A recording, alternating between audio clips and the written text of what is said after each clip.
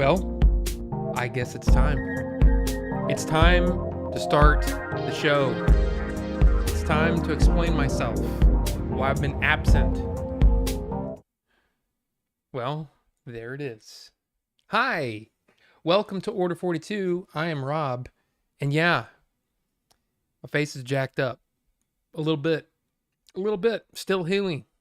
Still healing from this crap, but yeah, you can see if I look at how bad my left eye, this eye looks. It looks so much better than it did. Looks so much better than it did. It was freaking red, like really red. It was gross. But hi. How's it going? It's good to see you guys. It's been 3 weeks and it feels like it's been way longer than that. So, let's say hi to everybody in chat. I mean, Ricky coming in hot. Welcome, Ricky. I know you got wrestling to watch. And, there might be some people off watching Kingdom of Heaven and the director's cut that's showing in theaters right now. I understand. If you weren't able to make it live, I understand. But welcome. Welcome, Ricky. Welcome, Ninjinzu. Good to see you, sir. And Icronic. Good to see you. Space Marmalade. Well, I mean, that's kind of what I'm going for my music. No, I don't know. But hey, I kind of like that. In fact, that's a great band name.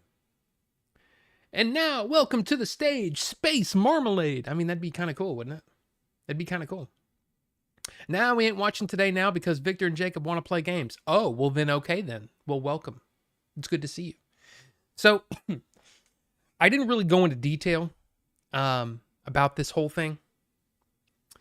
Space Marmalade is hilarious. Yeah, I like it. I think that's great. Live tonight. Tonight only. Live. Space Marmalade. With the opening band, Horny Sailboat. Horny Sailboat was the original band name for my band. Horny Sailboat. Of course, we didn't go anywhere. We didn't do anything. It just never panned out.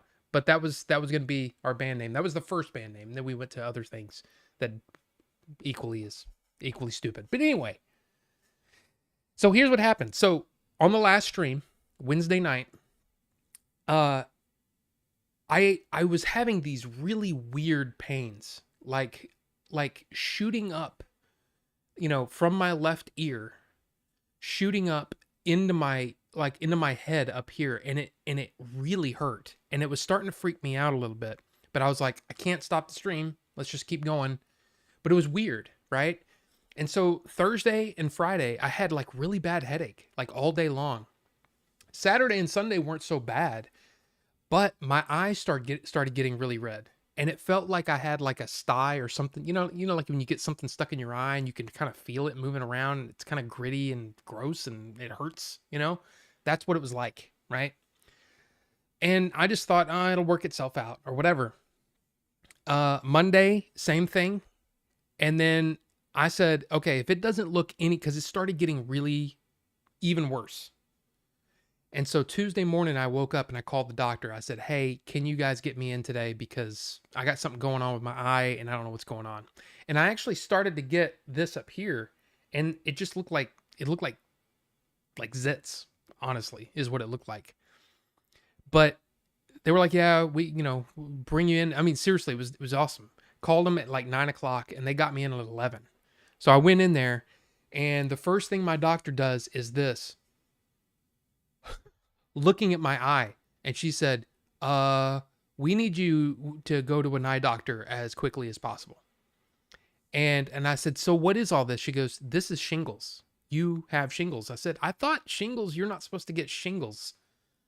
Why am I touching my face? Well, I can touch my face now. It's no big deal now.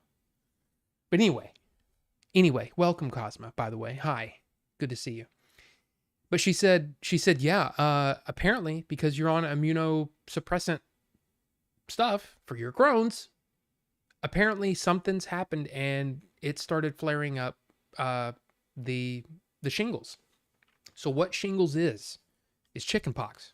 It's the chickenpox virus. It's the same virus. So if you've had chickenpox, you have it in your system right now. And apparently, at age 50, what can happen is that it attacks specific nerve bundles, which I didn't know this. So, like, when my dad got it, he had it on his leg. When I think when my sister-in-law had it, she had it on her back. So all of these different stories have been coming in as I've, as people have found out that I had shingles. And they're like, oh yeah, it was extremely painful. Or, oh, I couldn't sleep. I couldn't even have, it's like it hurt to wear clothing because, it rubs up against it or whatever. And I was just like, oh, well, I mean, I guess in a weird way, it's good. It wasn't really painful other than my eye. My eye has been hurting, well, ever since, pretty much. But I really wasn't in a lot of pain. What I was in was anguish because it was itchy and I wanted to itch it. And of course, the more you itch it, the more it spreads. And I didn't want to do that. If you look, you can kind of see it was on my eyelid. It was on my eye down here, like right next to my eye. It was in my eyebrows and it was up here in my hairline. And it was just, it started looking really bad, like really bad. Like, what did I say? I said, I look like a burnt pizza. It's awful. Don't Google it. Okay. Just trust me. It wasn't pretty. It wasn't pretty. This looks so much better than it did. And so what happened was they put me on steroids and some other thing.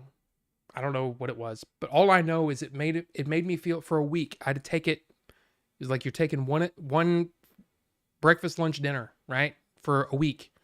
And it just constantly made me feel like I had like a really bad hangover. And I just felt like crap and I couldn't think. I couldn't really like concentrate on anything. And it was just like, how do people, like I've heard that people work with this stuff.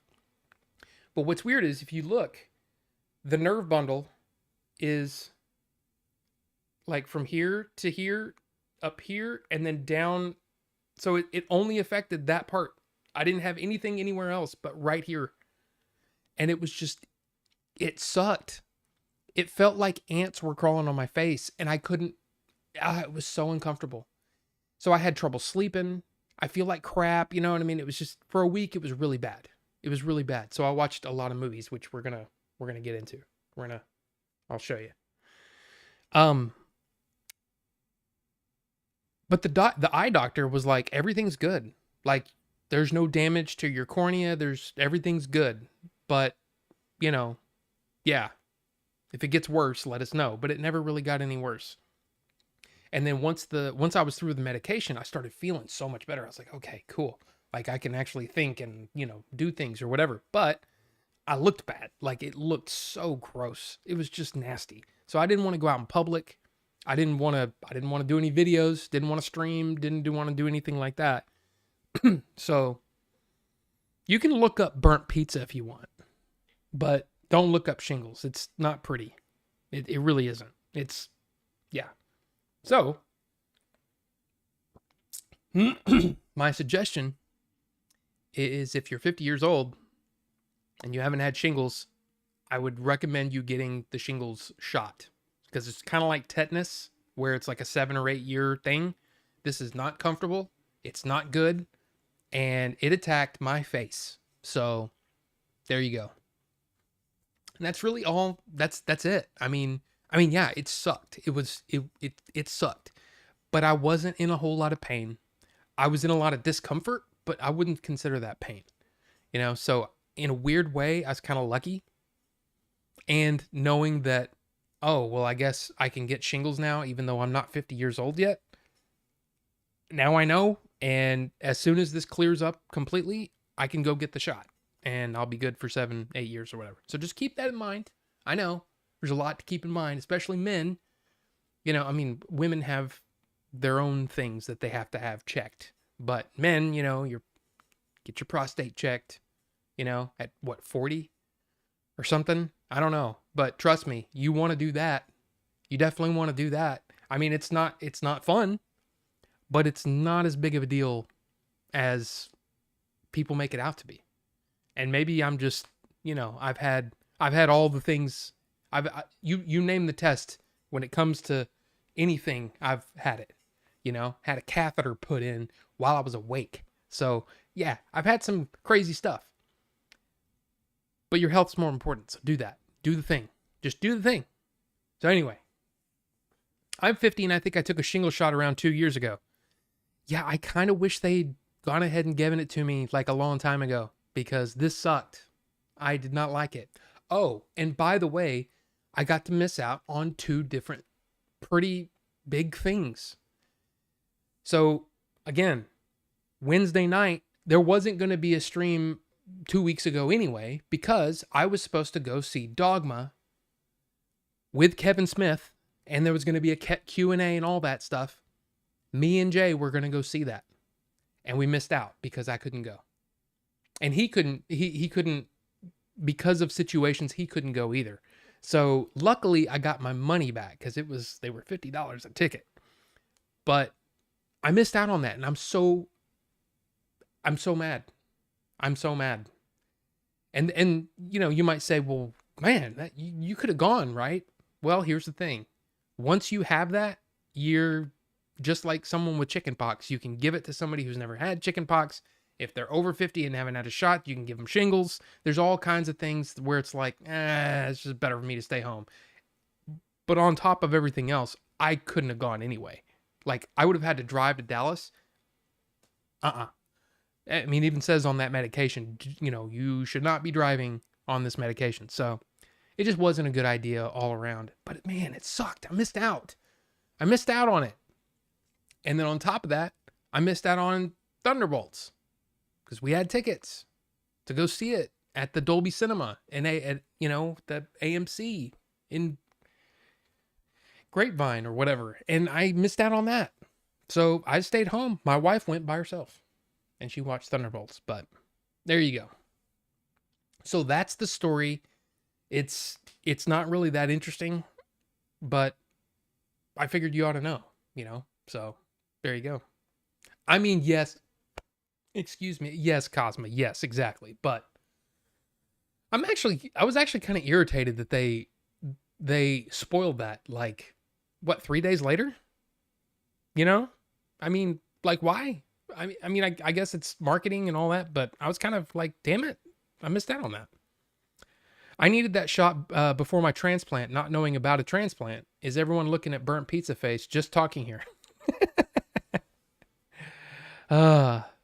Weird that they did that. I know. Let's just change all the posters and kind of ruin it for everybody who hasn't seen it yet. So basically, yeah, I did finally go and see it. We'll talk about it here in a minute. But anyway, yeah, so I'm going to be drinking a lot of water tonight. Might have to take some pee breaks. Got to stay hydrated. I finally got my hair cut because I was looking really rough. Yeah, it was a weird few weeks there, and it's still not over. That's the thing. It's still not over. I mean, yeah, if you're not paying attention to it, it's not like super visible. Like, I mean, it is. I mean, it definitely is, right? But when I'm out in public, nobody looks at me weird or anything like that. So, yeah. You able to use the vape while going through this? You betcha. I mean, nobody said I couldn't. So I just did. It's nicotine. What's the big deal? So, oh, that's the other thing. Randomly, still, the left side of my nose will just fill up with snot and I'll start sneezing and my nose will run. And I'm like, but it's only on my left side. So I got to say, man, the whole thing is weird. The whole situation has been weird. The weird pain that was going up my neck and into this part of my head. It was odd, man. It was really, really odd. So, I don't know. But yeah, this is the banana cookie that you guys picked. I haven't vaped a whole lot, I gotta say. When you're feeling like that, you just don't want to do anything, Which was a problem because I kept getting dehydrated and I need to stay hydrated with all this. So, anyway. So yeah, now, what did I do since I couldn't really make videos, couldn't really go anywhere, didn't want to go anywhere. I mean, once I felt better, it was like, man, I really want to get. I got out and just drove around, but I didn't want to go in places because I looked bad, you know. So rip that vape, right? Right. So I watched a lot of movies and I read a lot. So first up, let's talk about books, shall we? Dashiell Hammett. I read Red Harvest and The Dane Curse. I thought this was going to be pretty short. These are actually pretty long. So I got to say though, man, if you're into like noir movies like The Maltese Falcon or The Thin Man, you know, there's even a Red Harvest movie, and I think there's a Dane Curse movie. These stories were great. I really, really enjoyed those. But what I'm reading now is The Dog Stars by Peter Heller. Now you might be like, I don't know what that is. Well, I'll tell you. I will tell you what it is. This is a book written, or it's being made into a movie. And all I know is Josh Brolin is going to be in it. Benedict Wong is going to be in it. Margaret Qualley is going to be in it. Directed by Ridley Scott. So I figured, hey, this is available to get from the library. So screw it. I'm reading The Dog Stars. Now, here's what the story is. It's after like some sort of flu has basically wiped out most of the planet. And so this is a story about this guy who lives in sort of like a forest area, mountainous area. And it's only him and his dog and this other guy that he sort of, I wouldn't call them friends, but this guy is like a gun nut, like super crazy gun nut. And he's got all kinds of weaponry and ammo and all that kind of stuff. And so they've been sort of, having this not so friendly relationship, but he's also the guy, the 40-year-old guy with the dog. He's also a pilot. And what he does is he basically takes off and he basically goes around a perimeter to make sure that there's nobody coming in, because there are survivors. And so he's doing that. Well, I haven't gotten that far into the book, but apparently what sets off the story is that while he's up in the plane, he gets a message over the radio. And he decides that he's going to leave everything behind to go to this place, wherever this radio signal is. So it's a really interesting story. And it's got like, there's pain there, like there's, he's going through the fact that, everybody he knows and loved died, and he's all this stuff. And this gun nut guy is a dick, but he kind of helps take care of him in a way and protect him. But he's also like, is this guy going to kill me at some point? But it's been years at this point. So it's a really interesting story. And again, it is a post-apocalyptic type story, but it sounds really interesting. And again, I'm reading it and I'm picturing Ridley doing something with it. And I'm like, this could be really good. And the fact that Josh Brolin is playing the gun nut guy, this could be really, really good. So I'm very, very excited, especially after reading. I've read like a third of it so far, but it sounds good. It's good. It's good. So yeah, that's those are the books that I honestly, not that much, because again, when you're feeling all crappy or whatever, you don't want to read, reading is, you got to use your eyes and you got to think and all that stuff. It just wasn't in the cards. I would rather just sit and, watch YouTube or watched a lot of Twitch over the last however long. But anyway, real quick, let's talk about Thunderbolts, shall we? Because I didn't get to do a review for it. I mean, I still could. There's nothing stopping me. I mean, this is America, right? Right? I can still do that. I'm not getting, tariffed or anything. I don't know. Anyway, yeah, it's good. It's fine. Like, I honestly think that this is a movie where it's upper mid to me. Like, it was entertaining while I was watching it, but after it was over, I was kind of like, yeah, it's good. It's fine. It's fine. I mean, I think Florence Pugh, I mean, come on. I think most people agree Florence Pugh has so much charisma, and she's so good in this role. She's good in every role that she's been in. I mean, I don't think she's turned in a bad performance yet. But she's solid. Uh Freaking David Harbour is awesome. He's so funny, but he's got a heart, and that's the thing about this movie more than in pretty much any Marvel movie in a long time. It just has a lot of heart, and I really appreciated the movie for that. I enjoyed that part of it. So, yeah. I mean, it was good. It was a little, like I said, there were things about it. Of course there's Bob, right? Bob is a big part of it. The fact that the movie is there's thematic things in the movie. I don't want to go into spoilers. I mean, look, they already ruined the title. I don't want to go into the spoiler stuff, but I will say that this is a very, very interesting addition, and it got me excited for Fantastic Four. It's like, yeah, let's bring it on. I think it'll be fun. I think Fantastic Four is going to be good to have you back, buddy. Frodus boy. Thank you, sir. Appreciate that. Yeah, I mean, I'm back barely. No, I'm good. I'm good now. I mean, my eye still looks jacked up and all that, but I'm better. I'm definitely better. But yeah, man, I mean, I enjoyed the movie. I enjoyed it. But it's, like I said, upper mid. Upper mid. Thriving? Well, I don't know about that. But I'm definitely doing better.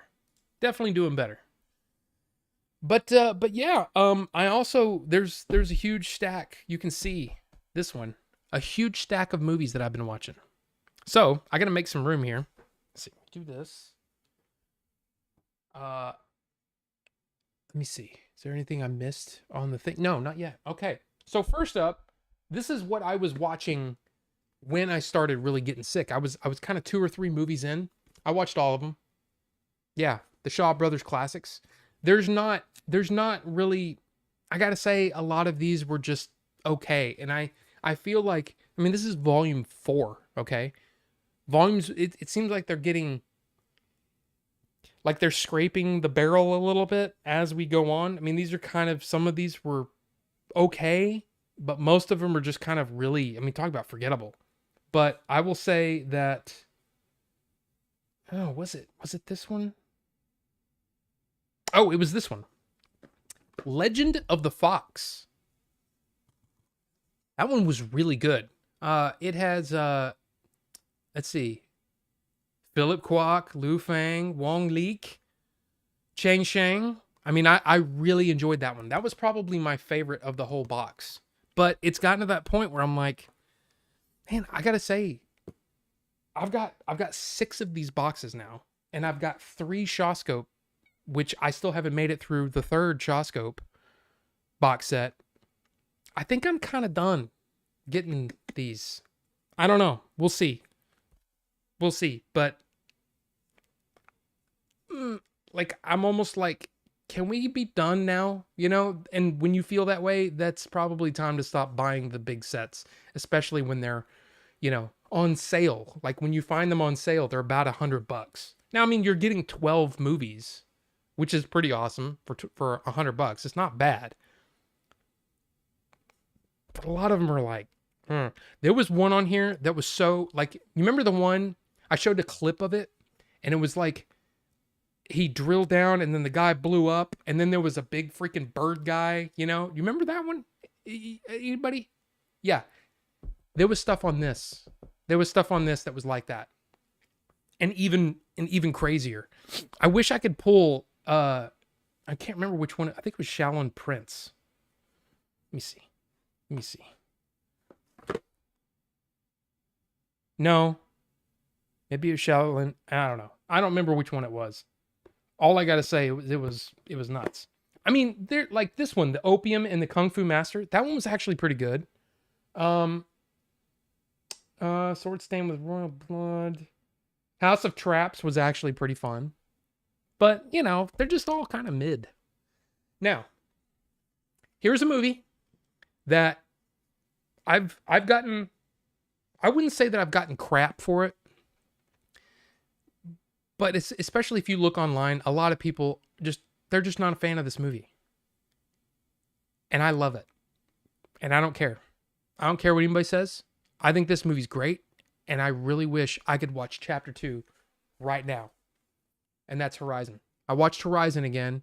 I hadn't watched it on disc yet. I watched it when it first came on Max, which, hey, breaking news today, they're changing the name back to HBO Max. Anyway, they shouldn't have never changed it. But anyway, I love this movie. This movie is great. If you like Westerns, give it a shot. Because to me, this is like reading the first quarter of a novel. There's a lot of characters that are introduced, and it jumps around to different characters and their stories and where things are heading. And at a certain point, some of them will intersect. Not all of them. There are stories being told right now in chapter 1 that you don't really understand why you're like, why are we following these people? I'm not really sure. But if you look at it like the first quarter of a novel, it really, I love it. And I think it looks great. I think the performances are great. I don't understand why people don't like it. Like, especially people who love Westerns. Like, why? I enjoyed it. Now, you may not like it. And you might say, hey, man, Kevin Costner, you know, he's just a this and that, whatever. As a director, it's important to let your actors do what they do best, right? Bring to the table what they can bring to the table. And one of the things that to me was so impressive about watching this is that Kevin Costner, yeah, he's one of the main characters, but he doesn't show up until an hour into the movie. And on top of that, there are scenes where he's playing against other actors and he's just letting those actors shine. And it's a great thing to see. And so from a technical standpoint, I love it. It's shot on location out in Utah. It's beautifully shot. I mean, there's a couple of I would say there are some CG scenes in there that look a little, especially in 4K, it looks a little like, okay, that's obviously a CG shot. But the movie's gorgeous. So, I don't know. I say if you like Westerns, just give it a try. And especially if you have HBO Max, you have nothing to lose except a little bit of time. And you can turn it off if you don't like it. But I would say give it a shot. Give it a shot. Because I find it incredibly entertaining. I've seen it. I've seen this movie now 3 times. And each time I find things that I love. And it's got a great cast. I mean, of course you got Kevin Costner. You got Michael Rooker. You got, what's her name? Sierra. What's her name? Not Sierra. That's not right. Let's see. Sienna Miller. Sam Worthington. Which, Sam Worthington, of course, most people know him from Avatar, right? A lot of people don't like him as an actor. I think he's great in this. I think he's great. Of course, Michael Rooker, Will Patton, Jamie Campbell Bower. Is it Bower? Yeah, Jamie Campbell Bower. You might not know the name, but he played the bad guy in the last season of Stranger Things. I didn't really know much about him. He is so memorable in this movie. His part is awesome. And I even said it. I think there's a shot in the movie where he's just sitting there talking and he's got his arms over a rifle. And the way that he's standing and the way that he's dressed, I'm like, dude, somebody needs to make an Alucard movie. Like from Castlevania, they need to make an Alucard movie and he can play the part because he looks like Alucard in that moment. It looks awesome. Anyway, I love the movie. I think it's great. I think the sound design, The sound design is so good. It's so good. Like the gunshots in different directions. Oh, it's awesome. But look, I know there's going to be people that are like, would you quit talking about Horizon? Nobody cares. I care. So anyway, the next movie that I watched, Furiosa. I watched Furiosa again. This is the first time watching it since I saw it opening night. This movie's good. I know that there's people that are like, I don't like all the CG in it. I don't know. Is it as good as Fury Road? No. But it's definitely my second favorite of all the Mad Max movies. And probably, I think I like Mad Max 1 the least. I think that's the one at the bottom. It's still a pretty good movie. But I think that one's at the bottom. Second from the bottom, it might be Beyond Thunderdome. Now, wait a minute. Did I like Beyond Thunderdome more than Road Warrior? I think I did. I know. That's probably blasphemy to a lot of people, you know. But to me, it's like, it's Fury Road, Furiosa, number 2. Number 3, I think Beyond Thunderdome. I don't know. I need to watch them again. I have them all, so I can watch them again. But Beyond Thunderdome, Road Warrior, Mad Max. So it's almost in release order backwards. Like they get better every time. But I love Beyond Thunderdome. I know there's a lot of people, oh, the kids, I didn't like the kids. I liked it. Oh, it's not as violent because it's PG-13. I don't care. I liked it. Anyway. But Furiosa, that's what we're talking about. I think Anya Taylor-Joy was a little underutilized. What they asked her to do in this movie, you didn't really need somebody like Anya Taylor-Joy because, I don't know, maybe. But Chris Hemsworth is just chewing up the scenery. I love this movie. I love it. I think it's a solid movie. And if you haven't seen it, you haven't given this one a shot, definitely. Especially if you like Fury Road, watch this. It's good. It's good. There's some really cool scenes in it too. I love it. Now the next one, look, all of these you've seen on stream. You know, if you've been watching the stream, you've seen me show these off when I got them in. Now I'm actually watching them. I'm going through and I'm still watching. There's a stack. There's a lot over here. Okay. I'm buying more than I'm watching. And I'm way behind. And I've got a stack of movies that I just got too. So it's just going to be, that's just the way it is. But the next movie I watched was The Blair Witch Project. The second sight release of The Blair Witch Project. Now, I get it. When people say, I don't really get it. You know, it's just it's, you know, 2 cameras out in the woods and whatever. But it's how they did it. And at the time, there wasn't anything like this. There wasn't found footage movies at all back in 1999 when this movie came out. Now, I got to see this movie early at a screening that came out probably 2 or 3 months before the official release. I got these tickets and I went to this. I've only been to this theater a handful of times the whole time because it's in downtown Fort Worth, and I don't know. I don't like going down there. You have to pay for parking and all that kind of crap. Anyway, went there, watched it with my my girlfriend that ended up being my wife. You know, we got married, but we got to see this movie early. And of course, nobody knew what this was. And it was an amazing experience. And watching it, you know, knowing about the fact that that this was, you know, a found footage movie, it's fake, of course, or whatever. But seeing the way that they marketed the movie with the website, you know, the website really blew everything up for them. And all of the news footage, the fake news footage they put on there, that made people think that this was real and that everything was, this was all real. And we just found this footage and we put it together. The hype around this movie was insane back then. I mean, I was working at Blockbuster at the time. People were coming in and arguing with me saying, this is a real movie. And I'm like, those are actors. Okay. They were on the cover of Time magazine or whatever. These are actors. They basically gave them, you know, stuff with a, what do you call it? A GPS. Said, be at these coordinates at this time, you know, set up a tent and all that kind of stuff. And then you know, and then they gave them notes. One of the coolest things about this release, and I know a lot of people are like, I'm not spending that much money for this release.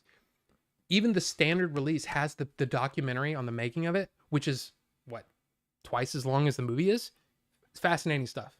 An amazing documentary. I loved it. It was so good because it, like, all the questions that I had, you know, all this time about, well, how did they do this and how did they do that? What they did is that in, you know, those little, some people may never remember this, but back in the day with film cameras, the film came in these little canisters, like it was black plastic with a gray lid, and they snapped on, and you could, you know, take it out, you put it in the camera, and when it's done, you put it back in there, and then you have the film developed, right? Well, what they did is each day that they met up with them, they would meet up with them, and they would give them basically character notes inside each of these inside each of these canisters. So they would tell, you know, they would tell Heather, hey, you want to make it to the river, right? This is your number one goal today, is let's find the river, right? And then they would tell Josh, all you want to do is not go to the river. So it was like they were, you know, they were basically making them butt against each other, right?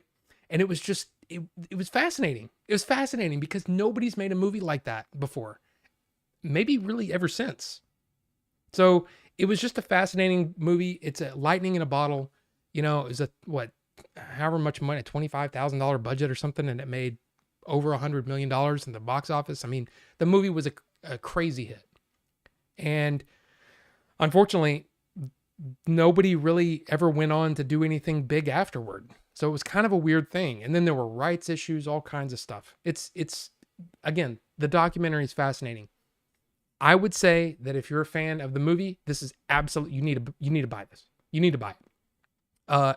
If nothing else, get the standard. Of course, the Second Sight release, which Second Sight does an amazing work on their releases, right? This comes with her journal, which is, there's some art cards in here, and then this huge hardback book full of essays on, you know, what this movie meant at the time. You know, there was a lot of talk about the fact that, you know, she was, the character of Heather was the director, and she was basically in control of these two guys, and that was a big deal back in 1999. There's just, it's fascinating. It's a great movie. I love the movie. I think the movie's fantastic. Then getting to see it restored, the restoration is gorgeous. So yeah, Blair Witch Project. Yeah, Horizon on Max, HBO Max. I watched Beyond Thunderdome way too many times growing up, so I have no idea if it's actually good or not. I love the movie. I had never seen it before. I'd never seen any of the Mad Max movies up until Fury Road. I'd never seen them before. And it was just because my parents would not let me watch them. I guess it's just because I mean, those first two movies are really disturbing and violent. I mean, even now, like, I was watching the first Mad Max and was like, this is messed up, man. So my parents wouldn't let me watch it. So I just, for whatever reason, just never got around to watching them until much later. And of course, I love Fury Road.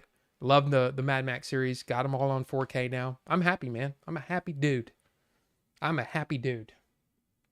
next movie is a movie that I also went and saw opening. Well, was it opening night? I actually saw it early, I think. Anyway, Civil War. Yeah. Now, here's the thing about this movie. I don't love it. There are things about this movie that are amazing. The sound design is, again, I'm a big sound guy. So sound design is really important to me. And this movie makes you feel things. And especially like in the theater, I saw it in IMAX. They had it cranked, and every gunshot you could feel the impact, like, you know what I mean? The concussion of it. It was an amazing experience. But honestly, I don't like the way the movie turns out. So I'm not a huge fan.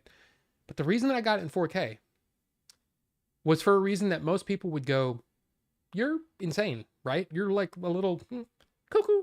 Yeah, it's because of the Torn Asunder, Waging Alex Garland's Civil War 6-part documentary. You might be like, what? The 6-part documentary, Torn Asunder, was put together by my favorite special features producer, Charles de Lauzirika. If you don't know who he is, he's the one that did all the Alien stuff, like the Alien quadrilogy. All the special features are done by Charles de Lauzirika. The Blade Runner, the first Blade Runner set, that crazy 5-disc with all the different versions or whatever, yeah, the whole thing was produced by Charles de Lauzirika. So I'm a fan of Charles de Lauzirika. So when I heard about this, I was like, I got to get it. So I had it in my cart. It finally went on sale, and I got it. Watching the movie again, it's actually a really pretty well done movie. I'm not a big fan of that final message that the movie leaves you with. Is a feeling of, I don't know. It's a kind of an icky feeling that I don't love. But I'm glad I own it because I got to watch Torn Asunder, and I'll probably end up watching Torn Asunder again because I am a freak when it comes to making movies. I love that shit, right? I love that. It's one of my favorite things, right? You take any movie and then you show me how you made it. I love it. I love it. How the story comes together, how the actors, how they, who cast who in which part, and then all, through production, all the problems, all the things that they had to do and to whatever, and then post-production. I love all that stuff. And the Kingdom of Heaven director's cut that's coming out at the end of next month. I already pre-ordered it. But that's also, if I'm not mistaken, I'm almost positive, that's also Charles de Lauzirika. And I highly, highly, highly, highly, highly recommend that one. It's amazing. It's great stuff. Anyway, let's move on, right? Next movie is a movie that I'd never seen before. It was a blind buy. And the reason that I bought it is that it was around the same time that Blair Witch was coming out. So I got those movies together. It's called A Bittersweet Life. This is a Korean film from 1946. No. Where did it come out? Where's the date? I want to say early 2000s. Where's the freaking date, man? 2005. 2005 is when this movie came out. This is a very stylish movie. It's one of those where, like, I'm watching it and I go, I totally see why this was a big time, like especially if you're an action film fan, why this one would be on your list, because man, some of the action in here is great. The problem is, I think the story is kind of meh. It's just kind of meh. How long is this movie? It's pretty short. Oh, it's 2 hours. It's 2 hours. But it felt too long. However long it was, it felt too long to me. Like, I've seen a lot of this before. Like, I'm not seeing much new here. So this is a movie from 2005 from Korea, where, again, this movie made all kinds of money in Korea and, won all kinds of awards in Korea because nobody in Korea was making a movie like this. So this is kind of a trendsetter for Korea. It's an important movie, right? For film history and all that kind of stuff. The problem is, watching it now, knowing what I know, it's kind of like, I see why it was popular, but eh. So this also comes with art cards and a book, not hardcover, but it does come with a book with essays and all that kind of stuff, which is great. Second Sight's great with this stuff. But I got this one on sale from, I think it was Diabolic when I ordered it. So I was like, screw it, man. Let's do it. I'm glad I watched it. I probably didn't need to buy it, but there you go. A Bittersweet Life. Not my favorite. I was a little bummed out by that one. And then finally, as far as physical movies that I watched, movies that I'd picked up, that I watched Seven Samurai, the 4K BFI release. Now, of course, Staff Hawks is a big Kurosawa fan as well. He bought the Criterion edition of Seven Samurai, which I have the Blu-ray of Seven Samurai. The reason that I bought the BFI was simply because it had a different set of special features than what's on the Criterion. The Criterion release, if you bought the Blu-ray or the 4K, the special features are the same. So I already have the special features from Criterion. So I wanted the special features from here. Now there are some that are shared between them. Oops. There's some that are shared, but there's I think, well, the audio commentary, which I didn't actually watch that, but that is unique to this. I believe it is Wonderful to Create, the Kurosawa documentary. I believe that's on one of the other discs I have, maybe on some of the other Criterion discs I have. The Selected Scenes commentary, that was actually pretty interesting. Yeah, recorded for the BFI's 1999 DVD release. The art of Akira Kurosawa, which was fantastic. If you watch martial arts films, you know the name Tony Raines. Tony Raines. It was a 49-minute documentary, basically him talking about Kurosawa's career. It was amazing. So I was really, really happy when I popped this sucker in. Not only does this have HDR, and I think, if I'm not mistaken, I think this has a higher bit rate than the Criterion. But I don't know if there's any measurable difference. Like you're not going to watch the Criterion disc and go, man, I wish I really had the BFI disc. And then if you got the BFI disc, you'd be like, yeah, it looks pretty much the same. I think the black levels are a little darker on this one. I think this one's got HDR. I could be wrong about that. Let's see. Yeah, UHD Blu-ray presentation in Dolby Vision. So this has a Dolby Vision presentation. The Criterion disc does not. Now, how much difference that makes, I don't know. I mean, I'm one of those people that when I put this in, I had my Blu-ray sitting there, and I popped this in, and I was going in between them, and honestly, I couldn't see a whole lot of difference. I mean, sure, it's the detail was a little sharper, but overall, I probably would have been fine with just a Blu-ray of this. And I noticed that even when I saw it projected, like when I went, because I went and saw this in the theater, when they were doing theater presentations. I saw this in the theater, and I was kind of like, this looks pretty soft. Like, I don't know if there's going to be this huge jump between the Blu-ray and the 4K presentation. So all I'm going to say is I'm glad I own it. I have the 4K. I have the Blu-ray. I have the Criterion Blu-ray. I have the BFI 4K. I'm happy. And it's a fantastic release. So I don't know how much better they can make a 50 or 60-year-old movie look, though. I mean, that's true. But then you watch a movie like Double Indemnity. I have that Criterion release of Double Indemnity looks jaw-droppingly good. I don't have the 4K for Casablanca. That's one that I still need to pick up at some point. But I bet you that one looks great. I'm sure Citizen Kane looks great. You're talking about almost 100 years old. I mean, gosh, even the Blu-rays for the Buster Keaton stuff that I was watching was like, some of it looks amazing. So, I mean, they definitely did some work.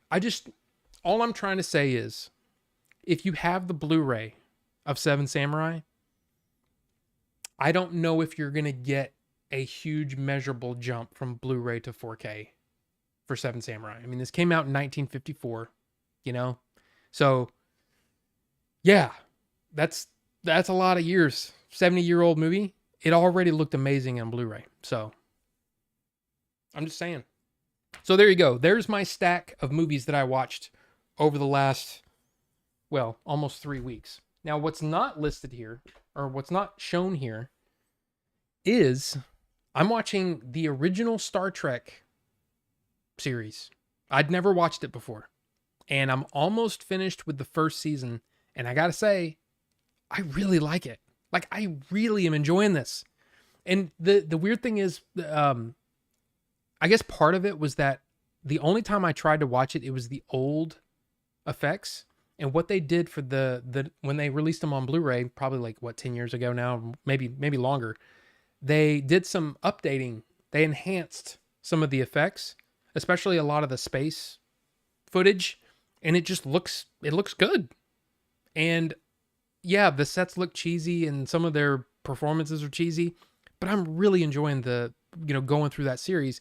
And when I'm done with that, I mean, of course I've got my movies to watch and all that stuff, but I also want to watch the Next Generation. So at some point, I'm going to have to fit in the Next Generation and go through that as well. But I'm really enjoying it, and I can't believe it. I can't believe I've never really been that big of a fan of Star Trek, and I'm sitting here watching it going, this is great. And I feel like I've been missing out all this time. So there you go.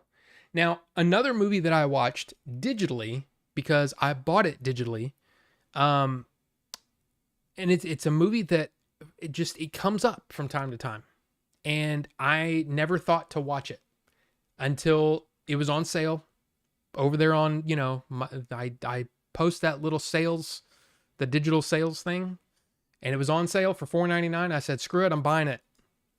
It is The Verdict with Paul Newman. And it's directed by, where is it? Sidney Lumet, who also did 12 Angry Men. So you've got a screenplay by David Mamet, Paul Newman, Charlotte Rampling, Jack Warden, James Mason. There's some heavy hitters in this movie. Now, this came out in, I think, 1981, 1982. I can't read that far. Let's see. The Verdict, 1982. And Paul Newman was up for Best Actor, and he lost to who? Anybody? Does anybody know who Paul Newman lost to for The Verdict in 1982? I'll tell you. It's Ben Kingsley. Ben Kingsley won for Gandhi that year, but Paul Newman puts in a great performance. And this is one of those movies where it's kind of a little bit of a slow burn. There's also it really feels like a mid 70s kind of movie. It's got like an older sensibility. There's especially in some of the language that they use, I'll just say it's a little outdated, but the performances are great and the story's really good. So I'm really, really happy that I finally got to say I've seen The Verdict, and it was good, man. I love Paul Newman. I think Paul Newman is a great actor. You can go to pretty much any of his movies and you're going to get a good performance from Paul Newman. So there you go. Paul Newman in The Verdict, great movie. James Mason was great in it. Yeah. In fact, I think that was James Mason's final movie, if I'm not mistaken. But I love James Mason. The way that he talks is just, I don't know. I can't do it, James Mason. I can't do it. But I love James Mason. Anyway, so yeah, The Verdict. And then of course, I just want to touch on this for anybody that wants to talk about it. Does anybody want to talk about Andor season 2 right now? I mean, I did my review last night. I'm very, the only thing that I'm a little bummed out. A little bummed out that I didn't really put 100% into that review, but I was tired and I'd already gone way too long. I'm like, I'm just going to put this out and go. But there you go. There you go. Andor season 2. I think this is the show of the year. I don't know if there's going to be a better show this year. And if it doesn't win the Emmy or Emmys, I'm actually going to be a little mad about it because I think it deserves it. So, yeah. Let's see. Good day to you, Robbie, and good day also to you. Oh, dear God, what is that thing on your face? The goatee. Well, yeah, I got the goatee back. But yeah, look at that. You can see it. You can really see it. It's a thing. But it, like I said, it looks so much better than it did. I don't have any problem with this. I mean, I have scars all over my face from with all the Chrome stuff, right? I mean, it was crazy. So yeah, I have no problem with this. This is like nothing. But my eye does look kind of messed up, doesn't it? But anyway, I thought we'd all agree you'd look so much younger and more virile, and stronger with the Force without it. Sorry, it's back. I don't like it. I don't like it shaven. I don't like it shaven. I mean, look. No. I like the goatee better. I'm sorry. Although you're still in my top 3 sexiest male YouTubers from Dallas Fort Worth over 45 who stream on weekdays talking primarily about pop culture topics. Let's be honest. Well, thank you, Bucho. I appreciate that. I mean to be in the top 3, that's saying something. I mean, that's definitely saying something. So I appreciate that. But cheers.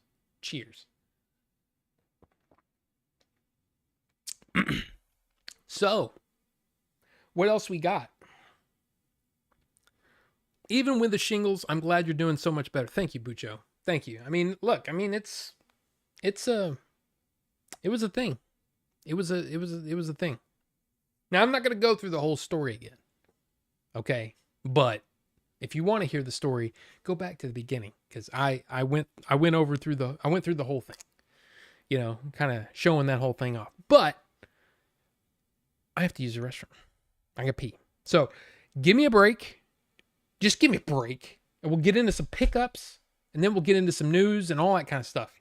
So, yeah, I'll be right back.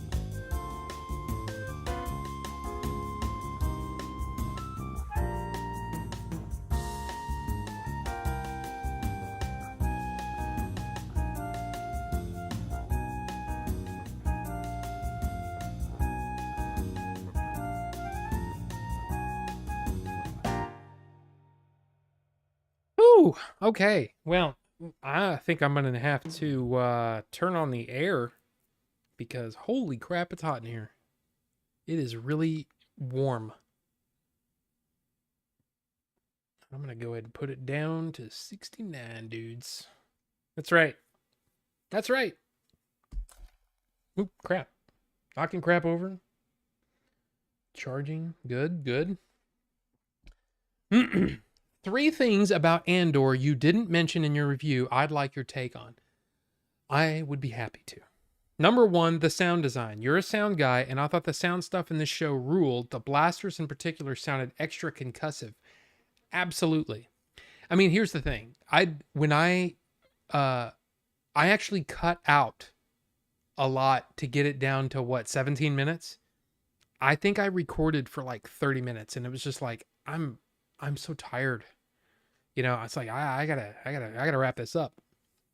But yes, the sound design was absolutely, technically, that show is so good. It's so good. And the thing is, in 5.1, it sounds amazing too. I mean, all the surrounds are incredibly immersive. So not only do you have the great production design, right? The way the sets looked. Of course, they're shooting, you know, I touched on this in that first review, but the fact that they're shooting on location in a lot of cases, it just adds to the verisimilitude. Very big word. verisimilitude of the whole thing. It makes you feel like you're there. And it's one of those things that I sound design is so important, right? And if you can get the sound design right, yeah, yeah, you're doing a good thing. I mean, and I didn't talk about the fact that the sound of the TIE fighters when they would fly over, just like in the first season, they make them sound terrifying, you know? And it's such a weird thing how Andor has done so much to contextualize what it's like to live under the oppression of the Empire. So much so that I don't know if I want to wear my Empire uh zip up thing anymore. I mean, it's kind of like it's almost it's not a cool thing anymore. You know, it's like I don't even know. Maybe I'm just maybe that's stupid. But after watching that, it's kind of like I don't really want to be associated with that. You know, I don't like it. I don't like it. They're so oppressive. But yeah, the sound design, especially in episode 8, wow, really good stuff. Really good stuff. So yes, great stuff. The score. You hate the Giacchino score for Rogue One. Did you have any thoughts about the Andor season 2 score? I thought it was so much more effective. So much more effective. I mean, I allude to that fact, but I didn't really go into it when I brought up the score for Rogue One. It sounds complete. It sounds like it fits. You know, it wasn't distracting to me the way that Rogue One was. It's one of my biggest criticisms for Rogue One is that the sound continually takes me out of it because it doesn't sound right to me. It just doesn't sound good. And again, I know that he was under pressure to get it done as quickly as possible, but it just sounds not great. You know, it doesn't sound good. But I love the score for Andor. In fact, there are moments where the score really underlines a lot of the feelings, you know, and to the point where it really got me emotional. There are many moments that I can like, especially like toward the end, but episode 10 was very emotional to me, like to the point where, and again, there's a lot of things that go into it, but you know, the performance and the way that things are shot and the way that things are edited, but also the score that underlines all of those things this feeling they're trying to get across. I thought it was very effective, much more effective than Rogue One was, in my opinion. So yeah, I loved it. The cinematography in the fourth arc was a massive step up over the first 3 arcs. Did you notice any difference? Are you talking about oh, I see what you're saying. Okay, in the fourth arc.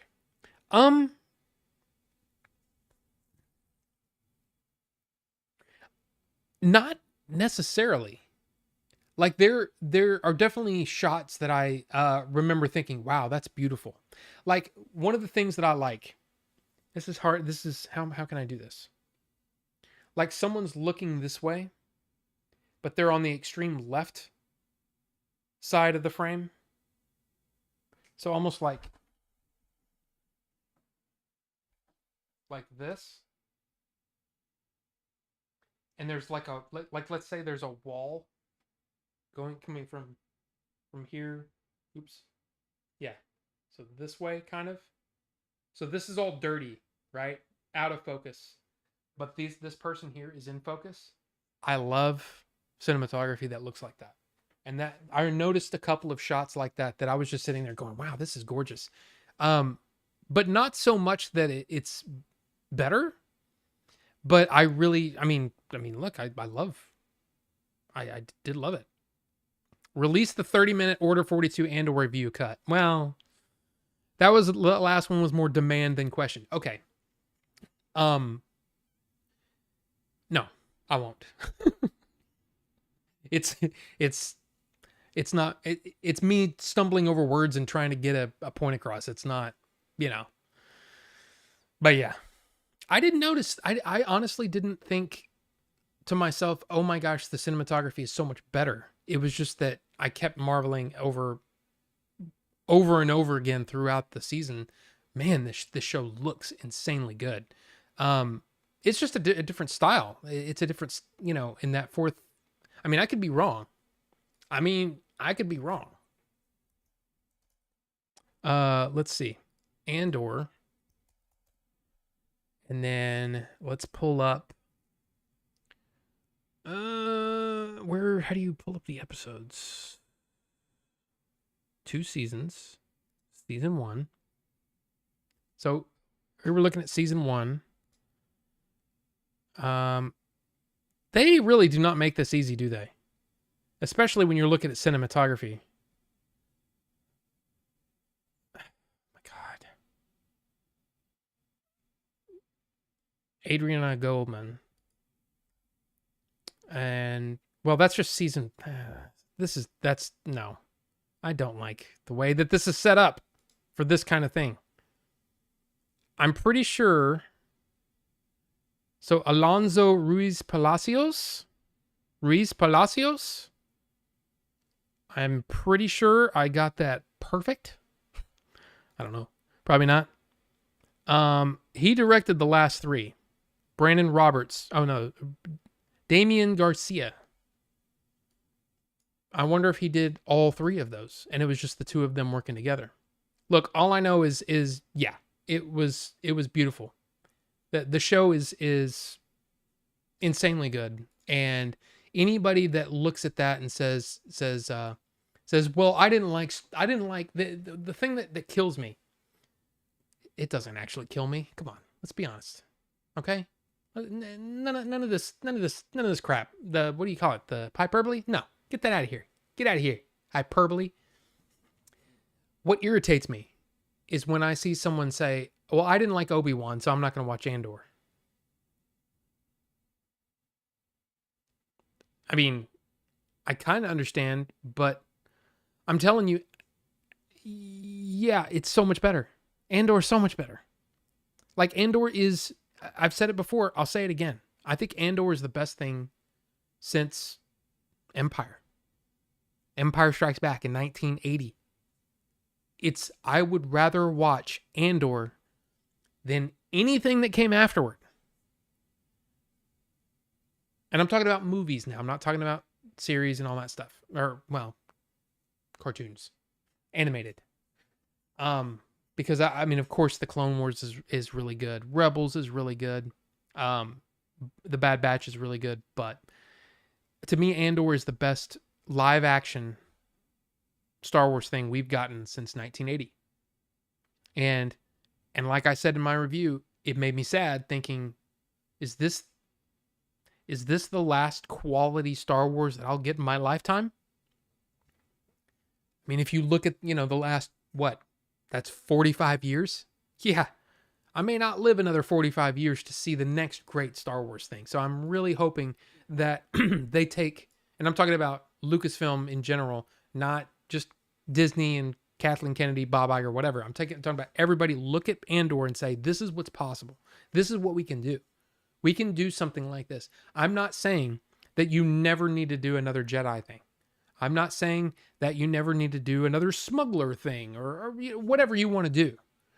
But when you approach the story as, I want to tell this story is important to me. You could say that it's very close to real life, almost real time kind of stuff or whatever. It's timely, but I don't think so. It's just a story about rebellion.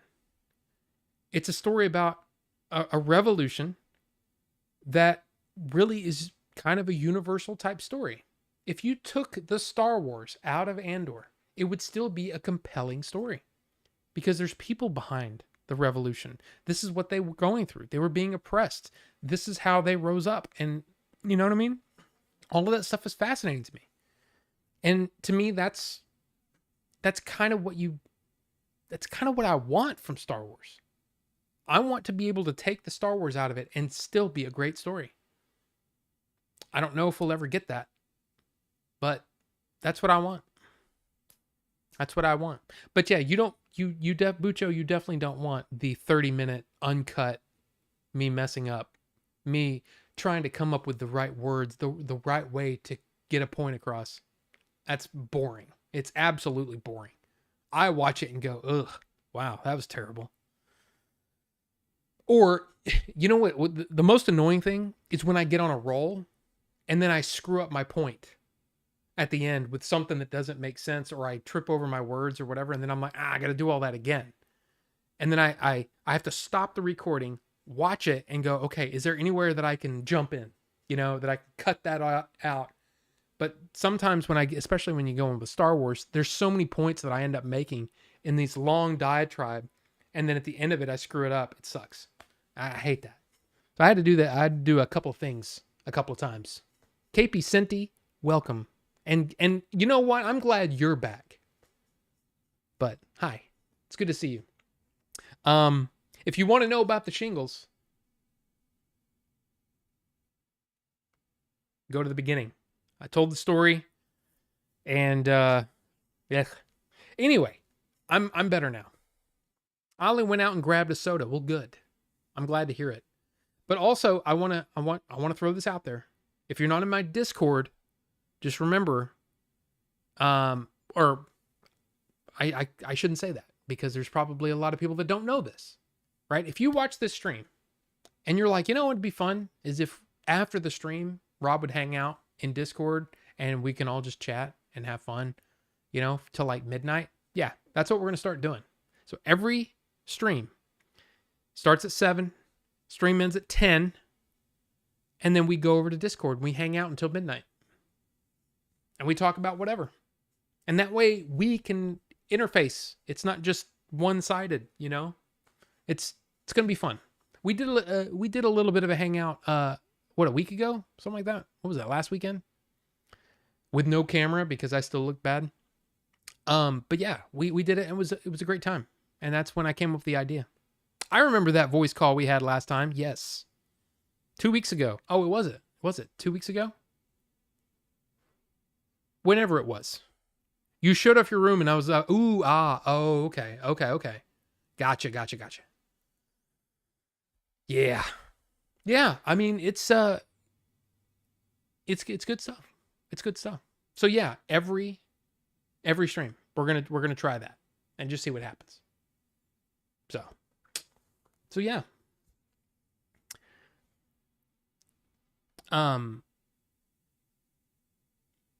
The cinematography and the vibe in general for episodes 10 through 12 felt properly big screen to me, whereas the shooting in 1 through 9 was more TV-ish.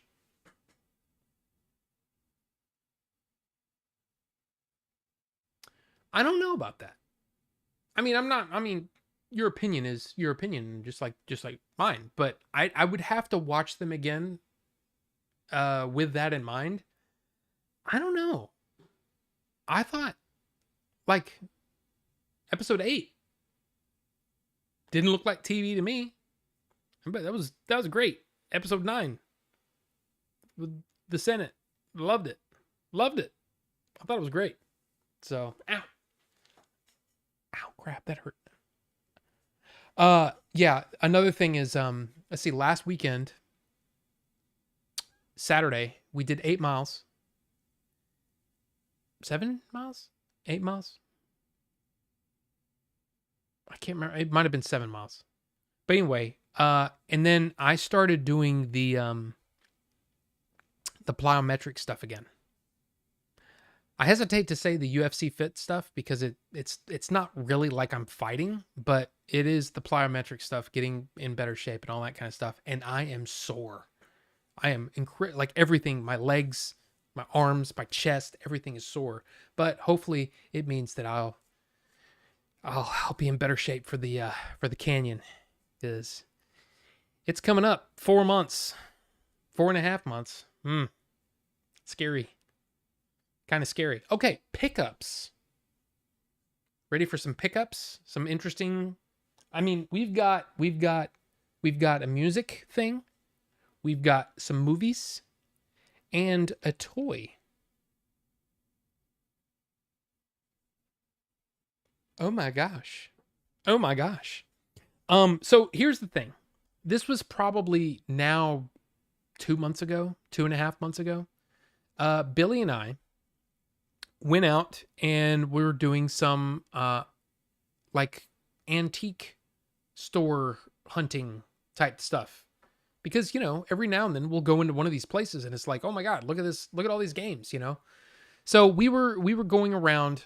In fact, a lot of it was kind of up near me, like where I live, on the north side of the Metroplex.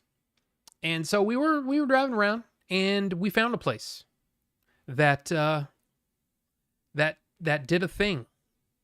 They had all kinds of stuff. Oh, wait a minute. Bucho has some more Andor stuff to say. Sorry. Pause. We'll get to it. I wondered if it was intentional, given that we're ramping up into a story in Rogue One, which, whatever critiques anyone can make for it, feels properly big screen. I doubted myself at first, so I scanned a few minutes of a couple of episodes from each of the first 3 arcs, and I really do feel like 10 through 12 had a significant step up in big screenness. You know what's kind of funny? I don't know if you stayed through the credits, especially through that last episode, episode 12, right?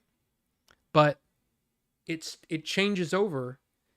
One of the things that they talked about was that they wanted to change over to more of an orchestral score toward the end. And then during the credits, it transitions into traditional Star Wars end credit music. Da-na-na, da-na-na, da-na-na. All that stuff. Yeah, that's at the end of Andor. So if you stayed through the credits, you are treated to almost it's very, very cool. So it might be intentional, Bucho. You may be onto something. I didn't consciously pick up on that, but that is pretty interesting. So I would say that you're probably onto something. So anyway, Billy and I doing the thing up here, right?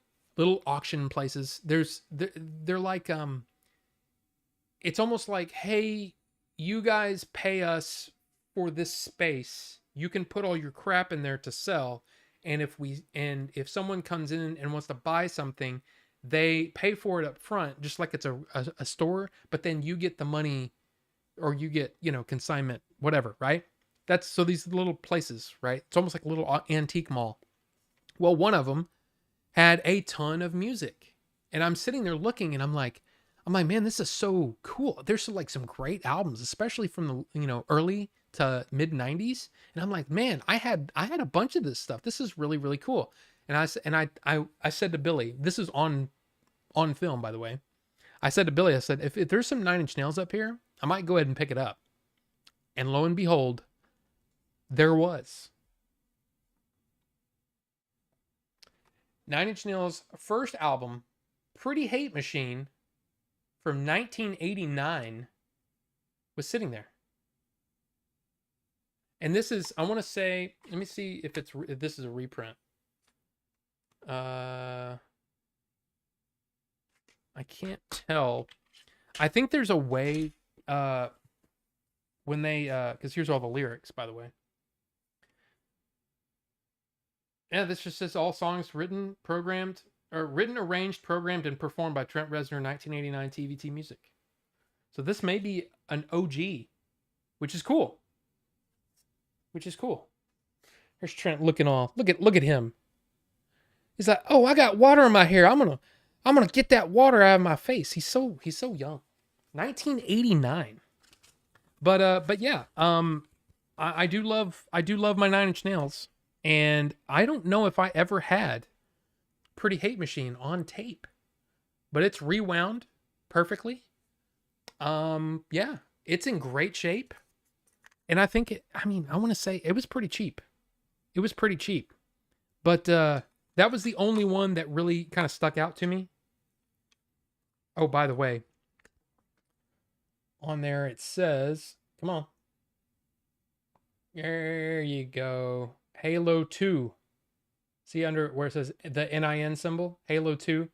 So he numbered each one of his releases. This was Halo 2. Halo 1 is the Head Like a Hole single. So Halo 2 is this. But I mean, seriously, in great shape. Is this worth anything? No. You want to see that barcode? All right.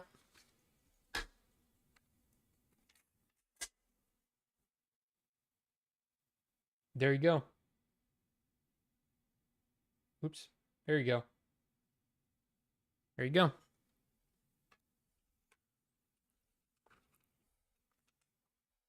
Yeah, antique malls. Yeah. Yeah, it's like a booth, but there isn't someone there. Yeah. Yeah, on film. Yeah, you know what I mean. I mean, it was probably on this. But I sent all that. The problem was we got a lot of footage, but not a whole lot of interesting stuff. I think this was the only thing either one of us picked up the whole day, and it's like this doesn't make for a good episode. So I think he just decided not to use any of it. But hey, that's why I hadn't shown it off, because I didn't want to spoil the episode just in case he did decide to do it. But there you go. So we got to figure out a place to put it up here. So if you remember, I got this. This is a Lego Joker, and I got that from one of the Retropaloozas. I don't know which one. These are the dice that are shown in Adventures in Game Chasing. Those are the actual screen used dice, along with the Stormtrooper helmet, which of course is also in Adventures in Game Chasing. So I think that's a good place for it. I think right up here. Of course, this is the copy of Ocarina of Time from Japan that I got from Beat 'em Ups Wood that he just gave to me, like some kind of like, here, just take it. I'm like, cool, thank you. That is my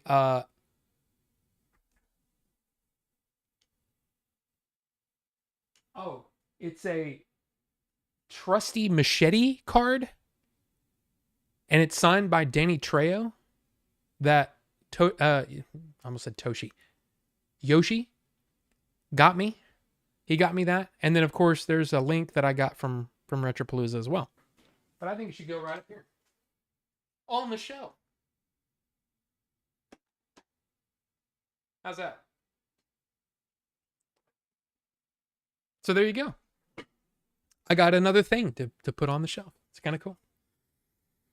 A relic from my childhood. I know. I mean, I still have a lot of my cassettes, but I never had Pretty Hate Machine on cassette that I know of. I'm trying to think. No, the first thing that I ever bought Nine Inch Nails was Downward Spiral on CD. Excuse me, in 1994. I'd of course heard Pretty Hate Machine and Broken and all the different little Halos and the remix, all that stuff. I had a couple of friends that were big into it. So I have listened to it before, but I'd never owned the cassette. I'll never play this. It's just a cool thing because I have two, no, I have one version, one of the original versions on CD. I have both the original pressing, or no, it's not an original pressing. I guess it's a re-release, but it's the original mix, and then I have the remaster that they did. I have both of those on vinyl, so it's like I don't know. Carbonite Dreams, welcome. Your cousin runs one of those. Welcome, Carbonite. I didn't even know that. I mean, I didn't know you were here, and of course I wouldn't. How would I have known? How would I have known that your cousin runs an antique mall? But I think they're cool. I mean, I love going in there because you never know what you're going to get. And like, you know, that one day when me and Wraith when Wraith was here, he was like, "Yeah, let's go to one of these things." I was like, "Okay." So we went in there and we're looking around and we were talking about Tolkien books. I'm like, "Yeah, that's really all I'm kind of on the hunt for right now is different Tolkien, you know, different copies of, you know, old copies of Lord of the Rings or whatever, you know." And we run into a lady that's like, it's like, "Hey, you guys know anything about J.R.R. Tolkien?" And I'm like, "You couldn't have heard us because we talked about that like 30 minutes ago." That was so odd. And then she brought out a well-worn, not worth a whole lot copy of The Lord of the Rings. But anyway, it's kind of cool. Well, episode like, Game Chasers episode, right? So that's what I was talking about, KP Sinti. I don't know. Do you watch the Game Chasers? Because that's kind of how I met Dave, right? It's because Dave was in the Game Chasers movie with us, right? The Game Chasers are kind of how I. Oh, you've never seen one? Okay, well there you go then. I would recommend giving one a shot because they're entertaining. Even if you're not a huge collector. I've only seen their international blockbuster film. World-renowned blockbuster film. Yeah. It seems to be original pressing, by the way, according to Discogs. Okay, cool. Cool. The fit check, though, blue on blue. Oh. Oh, yeah. Yeah. I know. I just happen to just look, man, when I'm at home, I don't care what shorts I'm wearing. I've worn red shorts with a blue shirt, and usually I like and this is a weird thing. Does anybody else do this?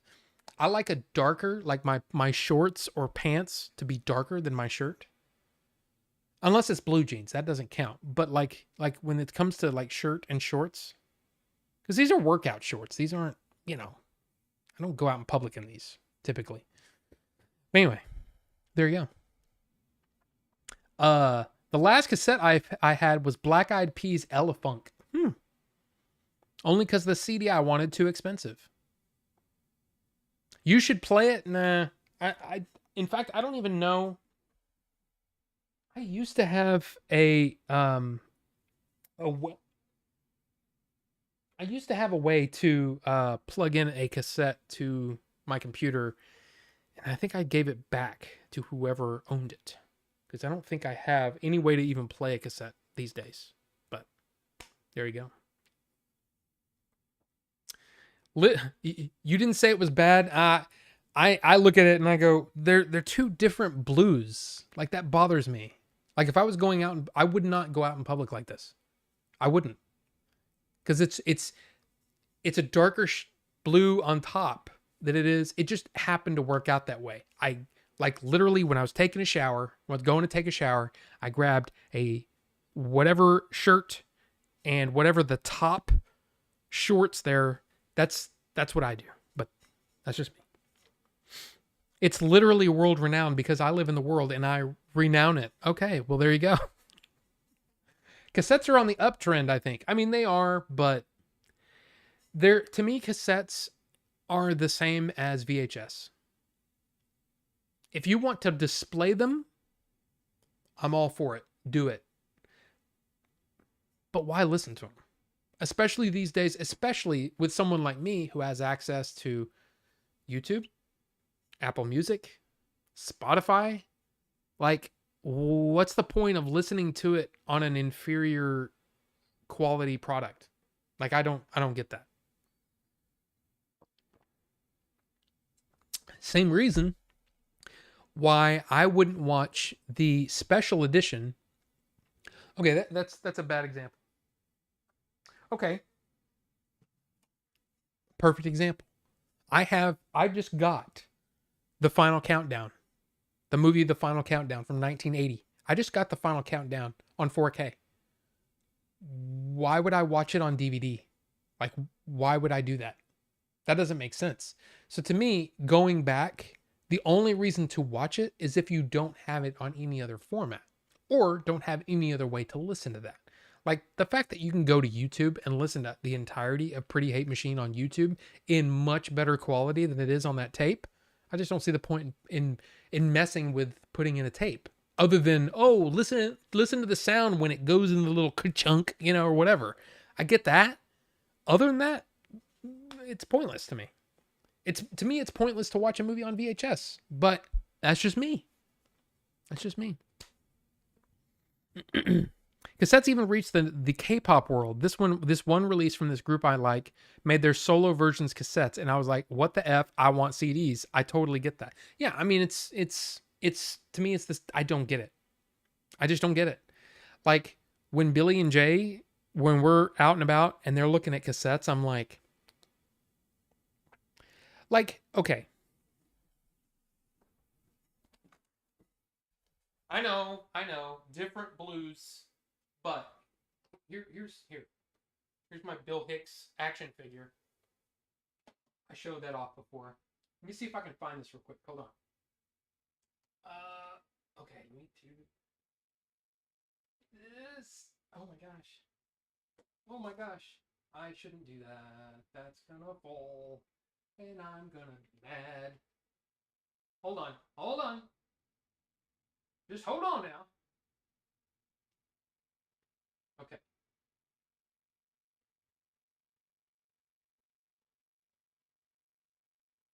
Wow. Okay. Okay.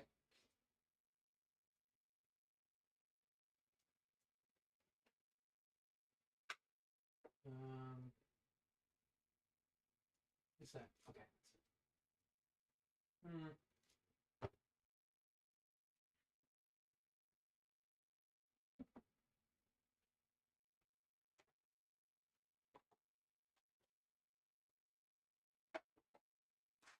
okay. Okay. Here we go. Here we go. So, tape, CD. This is my original, the CD that I bought probably in 1994, 1995. Siri, shut up. Did you hear that? She goes, okay. But yeah, yeah. And then, right? Sealed and the remaster.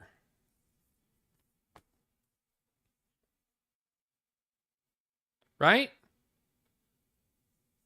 I have all of this. What's the point? Like, to me, I don't get it. I don't get it. I don't get why you would listen to this. You know? Listening to vinyl is one thing because it's a completely different experience. The quality can be really, really good depending on your setup. You're only gonna get, there's only so much you can get out of this. But with the vinyl is cool. Like if you wanted this is not an original pressing, by the way. Does it actually say? No, it says 1989, the Bicycle Music Company, but I'm pretty sure this isn't an original. This was cheap, so my guess is no, this isn't original. But anyway, this is even outside the fact that you can get really, really great sound from vinyl. The thing that makes this cooler than this is that at least the artwork is huge. You know, you can display this. You know, especially if you have those frames, the vinyl frames that you can hang on your wall and you can switch out your vinyl and stuff. That's cool. This is just bragging rights. This is just like, hey, I got it on tape. Like nobody, I don't know. I wonder how scratched. I don't know if you can see my CD. I wonder if you'll be able to see. You probably won't. Ah, you can see some scratches on there. This is a heavily played CD. Because when I got into Nine Inch Nails, man, I got into Nine Inch Nails. I have so much Nine Inch Nails stuff over there. It's stupid. I have bootlegs. I have rarities. I have all kinds of stuff. I need to quit grabbing stuff. I've got enough crap everywhere. It probably plays fine. CD has error correction. Yeah, exactly. Wow, and hey, Not Gary. What's going on, Not Gary? Good to see you. It's just fun, like how people listen to vinyl. But yeah, I don't know. Look, I'm not telling you what to buy. And I'm not telling you you shouldn't buy cassettes if you see them. That's fucking Obi-Wan Kenobi. Carbonite, welcome to. Hey, you're an orderly again. Good to see you, sir. And hey, now here, in fact, I'm going to do this right now. Since you did this, Now you get access to the member Discord, and if you go check the channel, you'll see the poll that's going on right now for the watch along. Yep, we're doing watch alongs. We did one last month and it was really fun. So I'm going to add you in right now.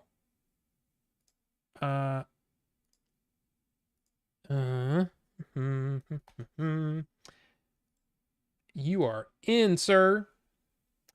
And then unfortunately, I tried it. The connection between YouTube and Discord for some reason is not working, so I have to do all this stuff manually. So that's why I'm doing this now, because otherwise I don't want to forget. And I want you to be able to see all the things. But thank you, man. Thank you for doing that. Thank you for being an orderly and for the support. I appreciate that. I appreciate that. So yeah, let me get rid of that. But thank you. Appreciate that. Okay, the rest of our pickups. My God. I feel like I've been talking for a long time.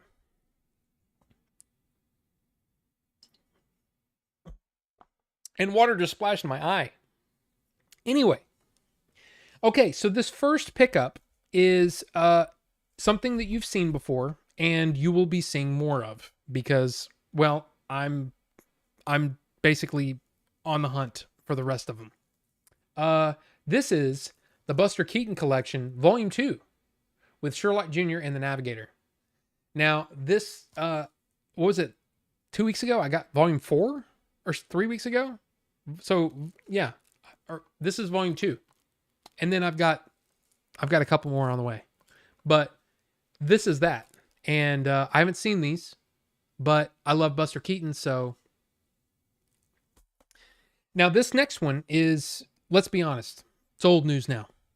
You know, I think Vinny was showing that off in the Discord, his copy, but I got mine. I finally got mine, and I could be wrong about that. It could have been somebody else, but I finally got mine direct from Diabolic DVD. I got my copy of Tombstone in 4K. This is the international version, and it's not the steelbook, so it's actually cheaper than the steelbook was, but not by much. Not by much. Yeah, rated 15 in the UK, the Irish Film Classification Office, and I don't know which one that is, but yeah, I got this. Now I haven't opened this yet, so let's see if there's anything cool in here. Huh? I know there's nothing. It's just the disc in the Buster Keaton, because all of them are. So let's open this up. I should have done this beforehand. Let's open this up and see. I find it weird that the slipcover is not sealed together. Yeah, they never do that. They always seal this, but they don't seal the... I mean, that's not always the case. But it is in this case. And another one that we're going to do here in a minute. So, what's in here? Oh, nothing. So, wow, it smells almost fruity. But yeah, the 4K and the Blu-ray. And of course, the Blu-ray is probably... oh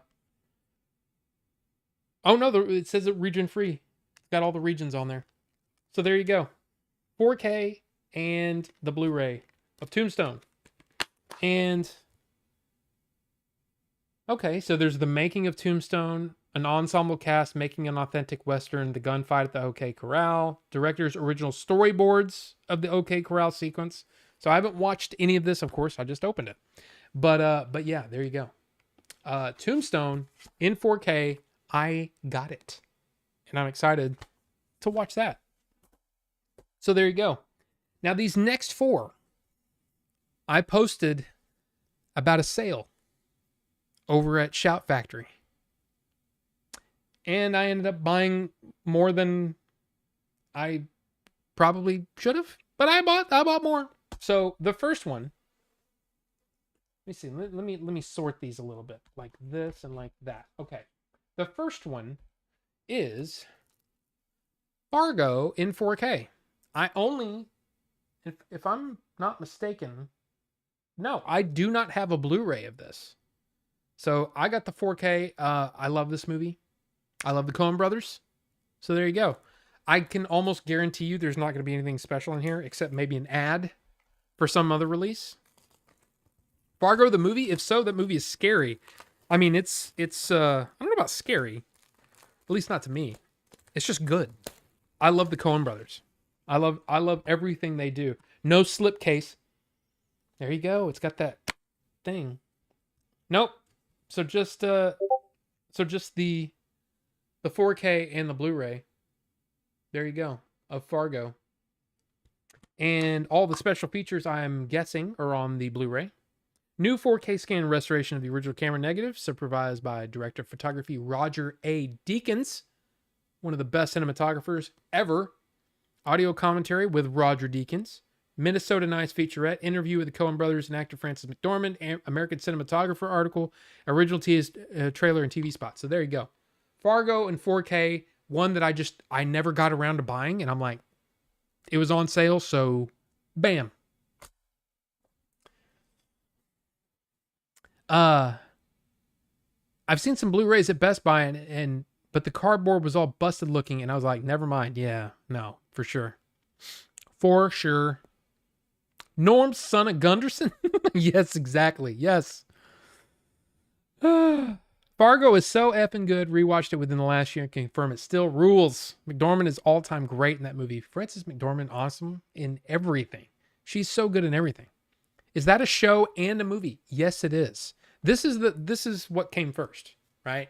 And then FX did a show that's not based on this movie, but it's like the idea of crime in a small town or whatever. Let's take that and let's do our own series. The series, at least season 1 and season 2 are actually really great. I didn't see any of the other ones, but I hear they're good. So at least give season 1 a shot because it's really good. But yeah, Fargo, awesome. Super magnetic and super funny. Yes.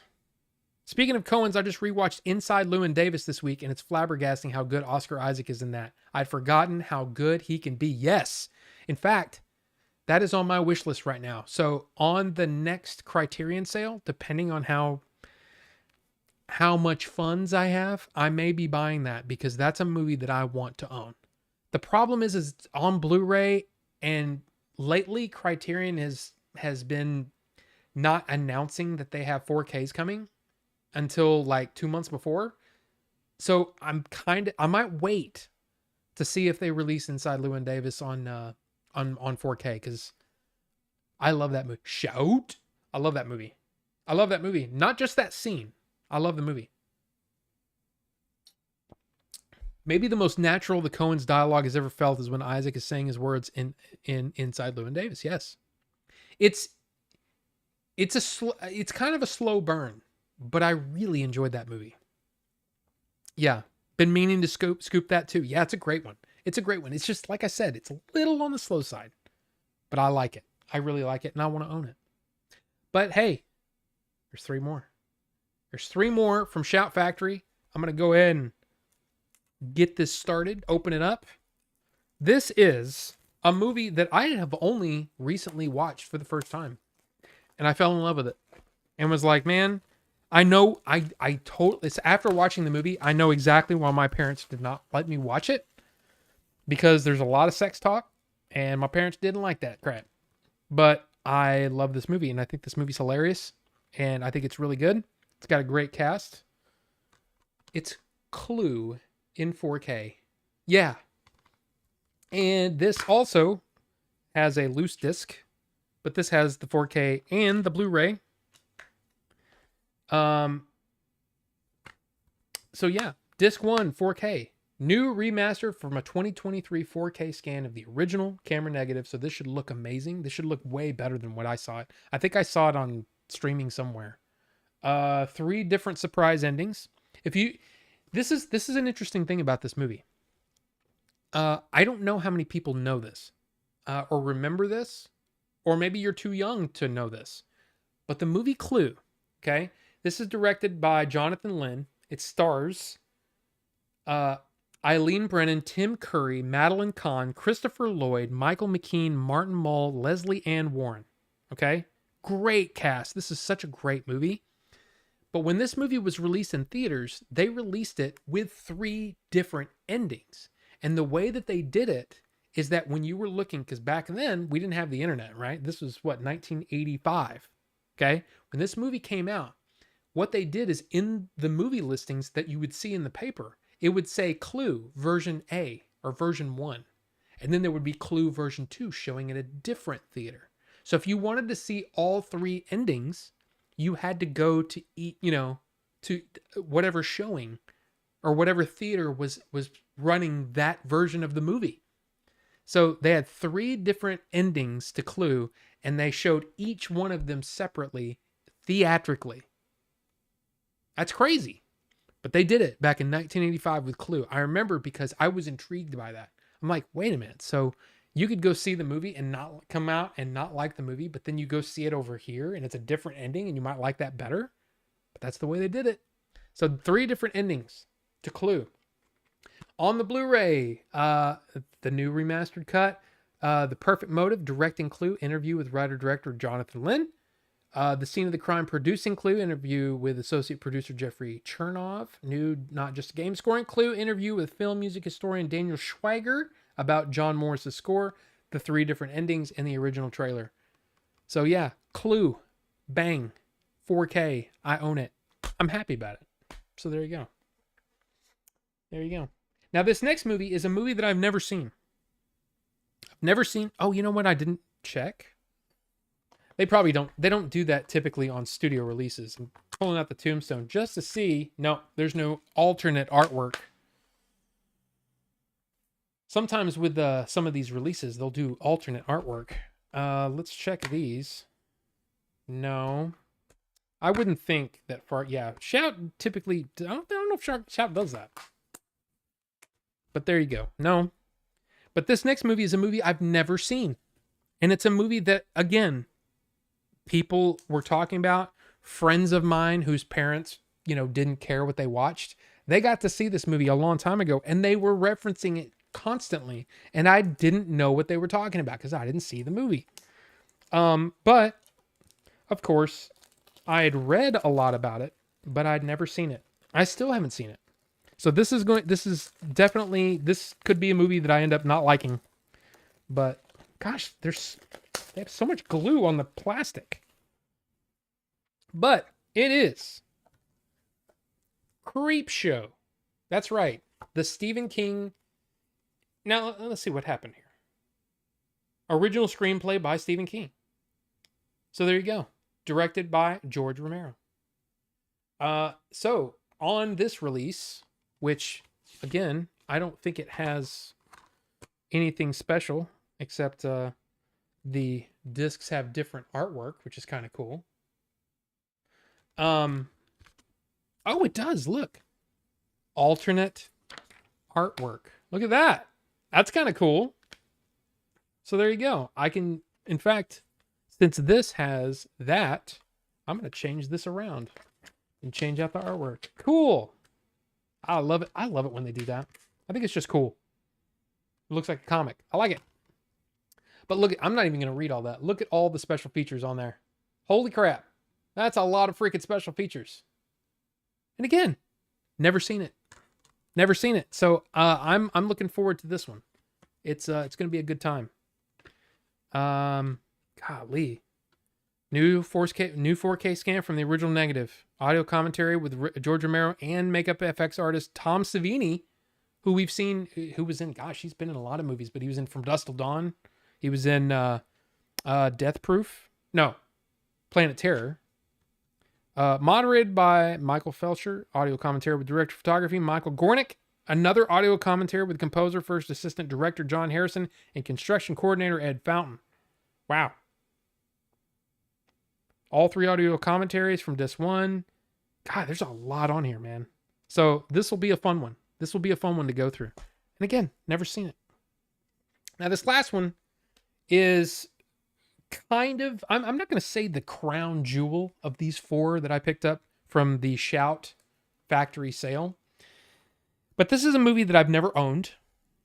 I've only seen one time, but this is a very famous movie. This is a movie that is, I would almost say, infamous for an amazing fight scene. And once you see it, you'll be like, oh yeah. I got the Steelbook of They Live. Look at that. That is actually really nice artwork on that. Take that off. And there's the back. Beautiful. That is a really, really good looking Steelbook. Now, what's on the inside? Okay. So you got the 4K and the Blu-ray here with Keith David and Roddy Piper there. Like I said, I've only seen this movie once. And I remember thinking, but it's John Carpenter, man. And I love John Carpenter. So I decided, hey, this was on sale. It was there. I bought it. I bought it with my money. But the special features are right there. So you got Dolby Atmos audio. You got the audio commentary with John Carpenter and Roddy Piper. Interviews. I mean, you got all kinds of stuff. And let's see. Does it say? This is a 4K Ultra HD with Dolby Vision.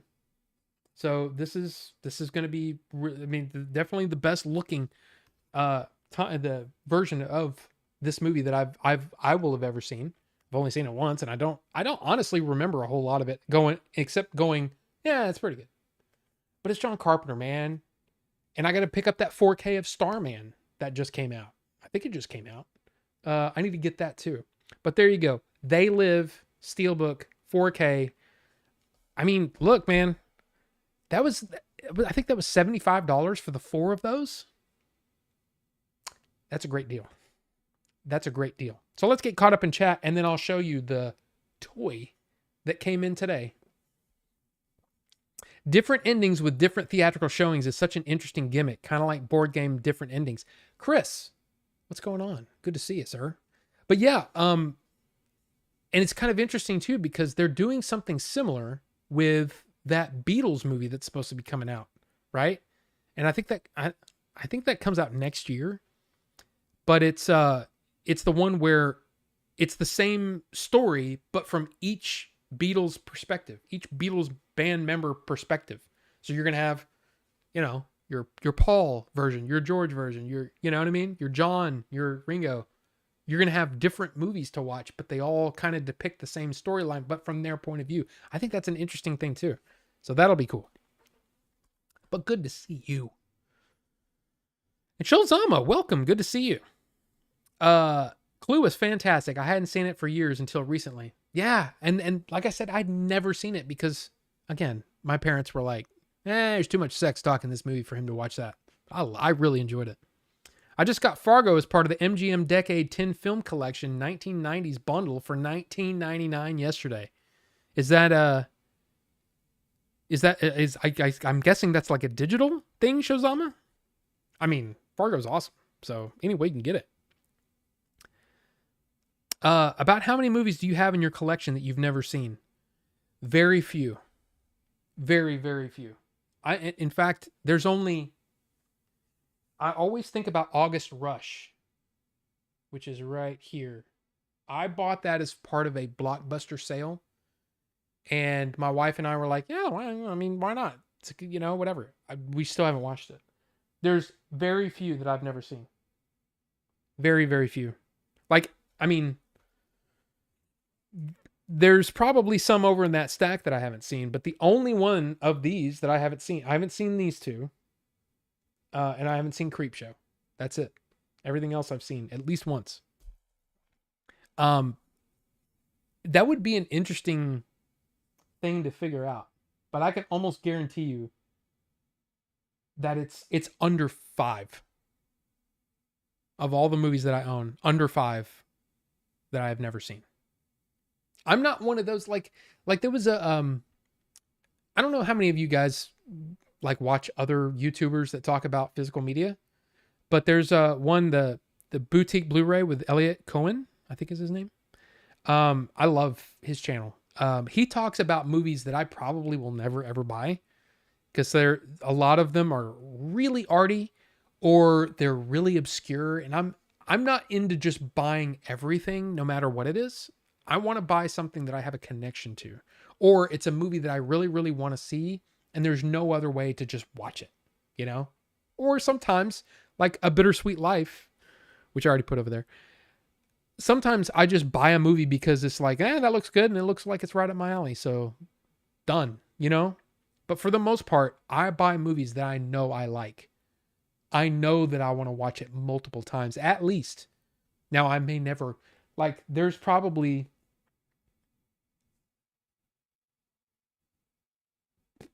I would say 40 to 50% of the movies that I own, I've only watched once. That's hard to quantify, you know, or to really get right, but that would be my guess. There's a lot of movies I've only seen one time. And it was the time that I, you know, after I bought the movie. I'll tell you this. There is a movie that I loved. I watched The Thin Red Line. I rented it. And I said, "Man, I love that movie. I want to own that." Bought it on Criterion and I still haven't watched that one. But I've seen the movie before, you know? So I don't know if that fits. But anyway, my point of bringing up Elliot Cohen is he was talking about how there's a lot of people that buy a bunch of Blu-rays and they never watch them.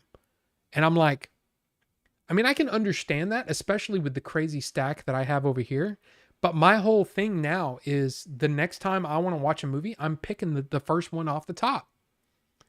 You know, I stack them. I have them in stacks. And the first one on the top is is after Star Trek. Then the next movie is, it's the Looney Tunes. So I got to watch all the Looney Tunes, the volume 1 through 4 that I got. Yeah. So that's next after Star Trek, the original series. But I'm going through each and every movie that I've bought and watching it, because that's what I do.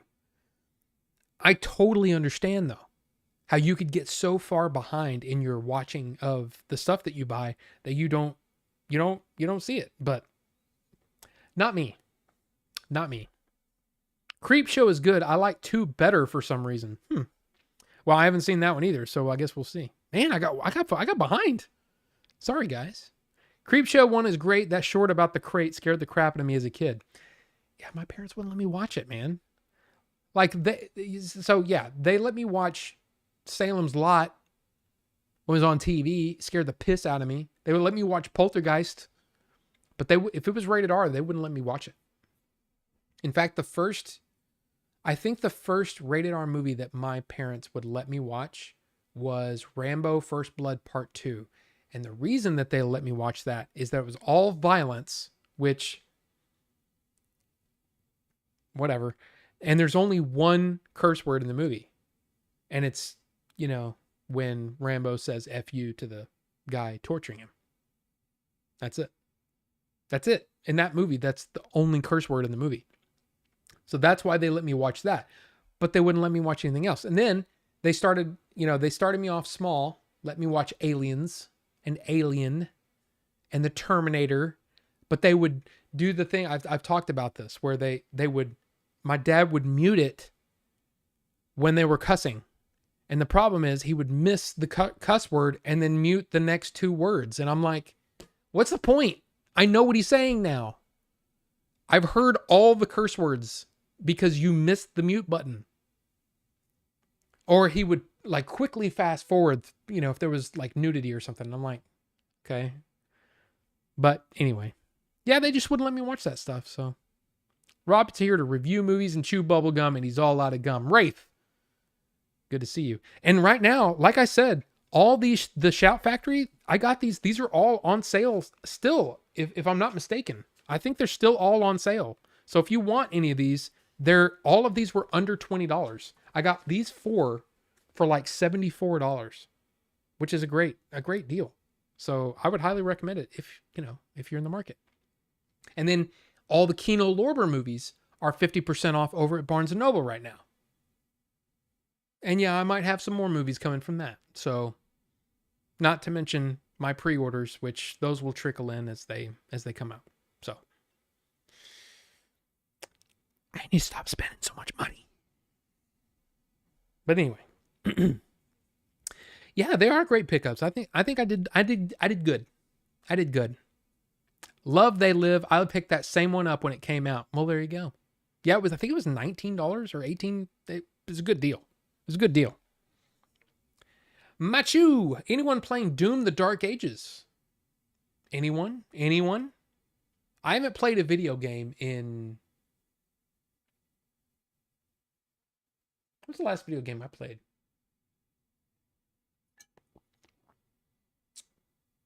I don't know. I don't know what the last video game I played was. I don't count the Steam Deck. You know, when I'm playing, old emulated games, that doesn't count, does it? Because that's probably the last thing I played. Before that was probably like the last major release that I played was probably Astro Boy. I'm just not much of a gamer, man. I'm just not.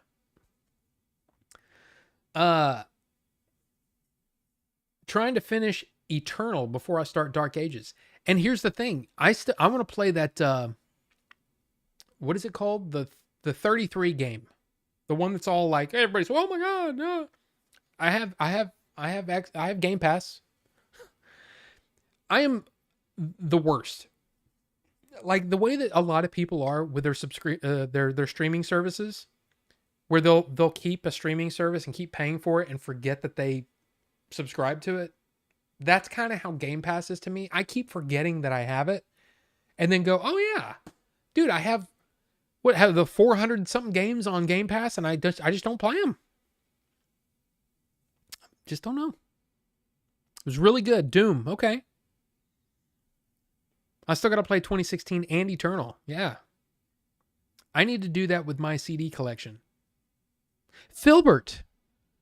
Hi, Filbert. Good to see you. I don't know if you're still here because I'm behind, but welcome. I need to catch up on a couple movies. I just ordered Deer Camp 86. Should be here tomorrow.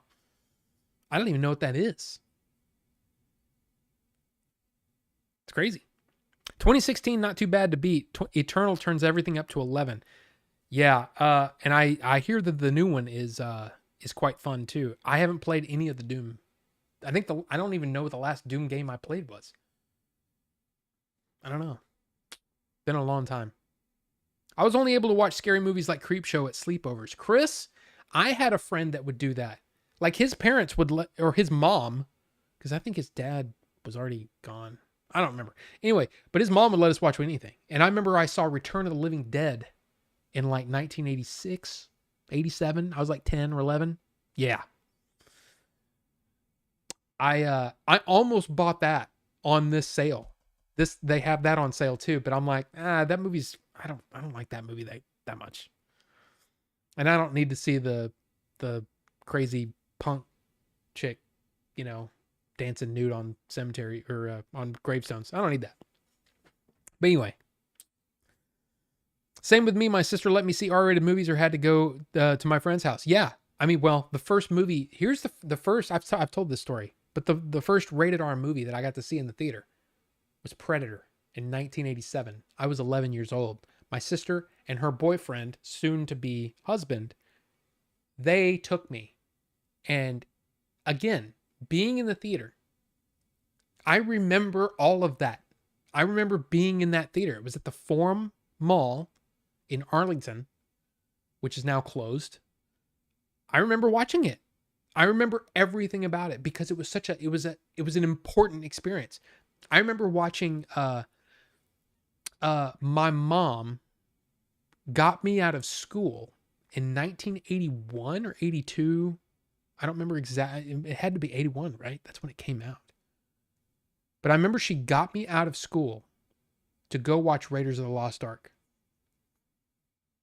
And the part when they're in the Well of Souls and he crashes through the thing, and then she's there and all the dead bodies are like falling on her and she's screaming, right? That scared the hell out of me. But other than that, I love that movie. And Raiders is a very important movie. And I got to see it it was just me and my mom. And I will always remember that. I will always remember seeing Raiders of the Lost Ark. She got me out of school to go watch Raiders of the Lost Ark.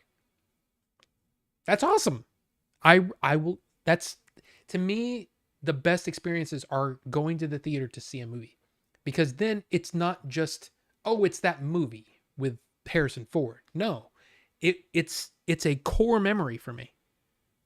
And it's tied to my mom, and it's tied to that theater. Same theater, Forum Mall. It's just, that's what I love about movies, is the way that your life,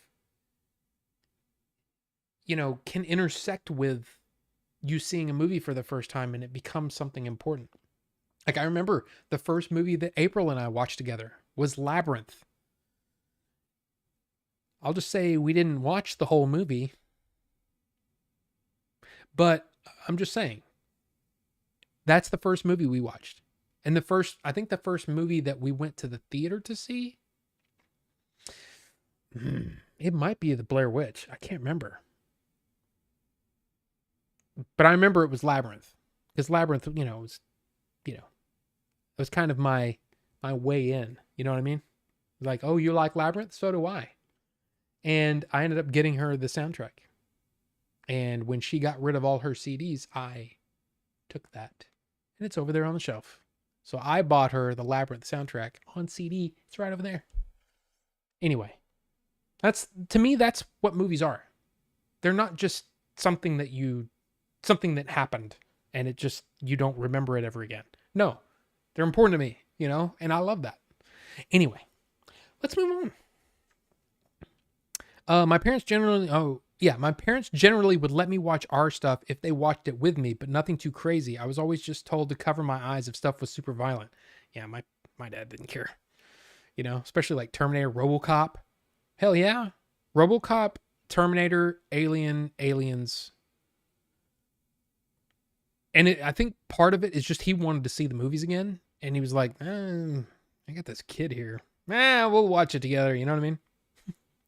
My first horror movie was The Hills Have Eyes 2.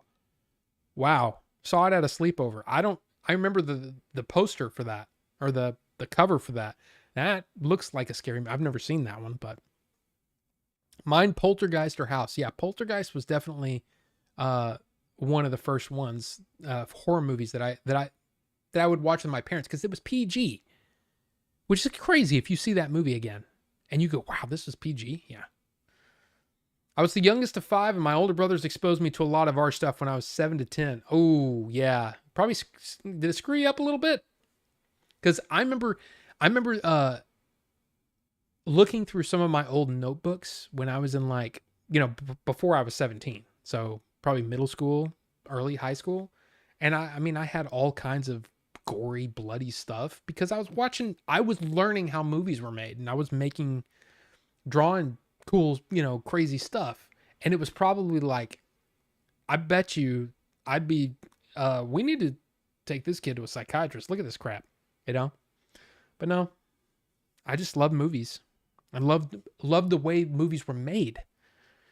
Learning about how movies were made. So I liked Fangoria and what is it? Cinefantastique. I love those things, the really, really gross, magazines. I love them. My dad didn't care what I watched as long as I didn't bother him while watching Predator and Total Recall come to mind. Yeah.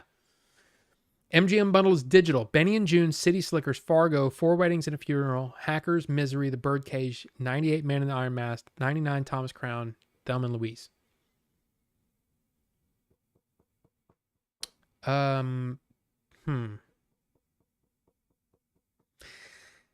Yeah, the only one that I would need out of that I would want out of that, is probably Misery. Like, The Birdcage is fine. It's just not something I want to rewatch. Hackers was of its time. Tears of the Kingdom. Oh, no. If we're talking about the last game I played, it was probably Astro Boy. I beat Astro Boy. I just didn't get 100% in it. 5.5 hours in Dark Ages. Really liking it, but I still think I enjoy Eternal a bit more. Yeah, not Diablo 4. Yeah, Expedition 33. Yes, there you go. That's the game that I need to play, and I just haven't gotten around to playing. Oh, I still need to show you the toy. I'm sorry. I kind of forgot. Because it's not in the stack, because it's too big. You ready? Are you ready for the toy that I got, which is really not mine? It's kind of more my wife's, but she wanted it, so we got it.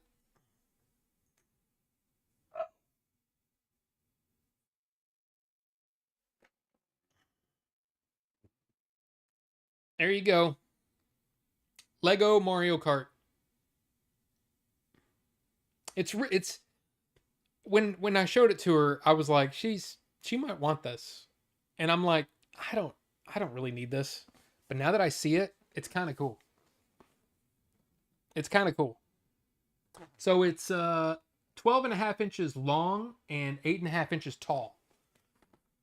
So yeah, 1,972 pieces. I yeah, just got this in today. So there you go. Mario Kart Lego. Pretty cool. I mean, like I said, it's not, this technically isn't mine, but I wanted to show it off because it's kind of cool. It is kind of cool. So there you go. Lego Mario Kart and all the pickups. I've shown it all. I've shown it all to you. Let's see.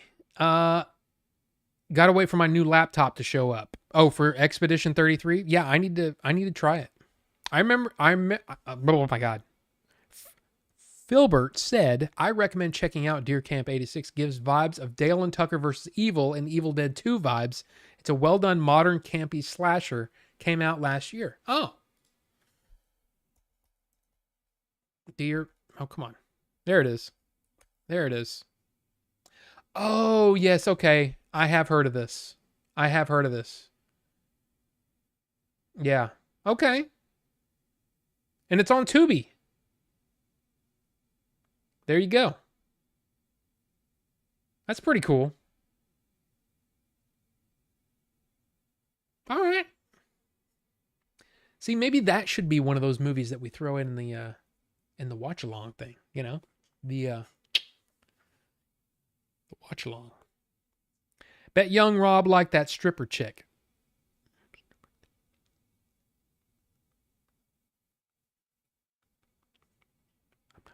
I'm not sure. I'm not sure. I'm not sure what we're talking about. Because, I mean, look, man, you know how it is. I start talking and going off on tangents, and then I look back and the chat's gone like this. No telling what I was talking about when what you're referencing. But I've been drinking a lot of water. I have to pee again. So, if you will let me, the stripper chick from Return of the Living Dead. That's the punk chick, right? The punk kind of girl. I don't remember. Was it a stripper? I don't remember that. Yeah. Okay. Yeah. See, the only thing that I really remember about that movie is I remember that because I mean I was young and impressionable and come on, what red-blooded male back in the mid 80s wouldn't have found that interesting, at least a little bit. But also is the line, I know you're in there because I can smell your brains. That's the only thing I remember about that movie. But I remember liking it at the time, but then I remember watching part of it like probably 10 years ago and going, wow, this doesn't really hold a candle to some of the other great, horror movies from that time period or whatever. I don't know. It just didn't, I don't know. It's not for me. I'm not a fan, but like I said, I almost bought it. So there you go. Another quote from Hackers from Serial Killer. Oh, Hack the Planet. Yeah. When I was a child, I spoke as a child. I understood as a child. I thought as a child. But when I became a man, I put away childish things. What? It's Corinthians 1, chapter 13, verse 11. I'm not sure what that's from. Because I don't remember. I just don't remember. And I don't know if my brain's working 100%. But at least when I'm looking at some of the like last night when I was doing the Andor video, I was noticing that this eye doesn't open as wide, and I wonder if it's because of the weirdness going on. But anyway, I'll be right back. I gotta go tingle. So I'll be right back. Okay, be right back.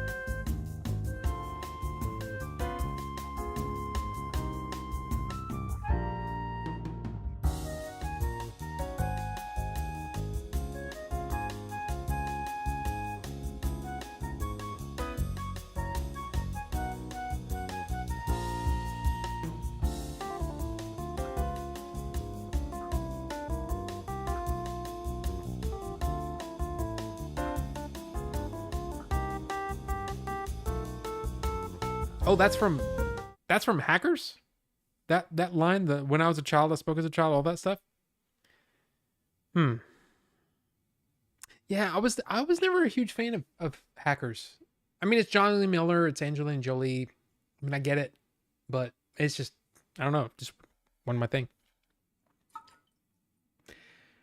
I remember thinking I think I saw it years later and thinking, wow, this is kind of cheesy. But maybe that's the point, and I also think that Real Genius is pretty cheesy, even for the time. But hey, it just wasn't for me, which is no big deal. I like plenty of things that you guys don't like. So take that. All right. What else do we have to talk about? Just a couple things. If you guys want, we can talk about some stuff, or we can talk about whatever.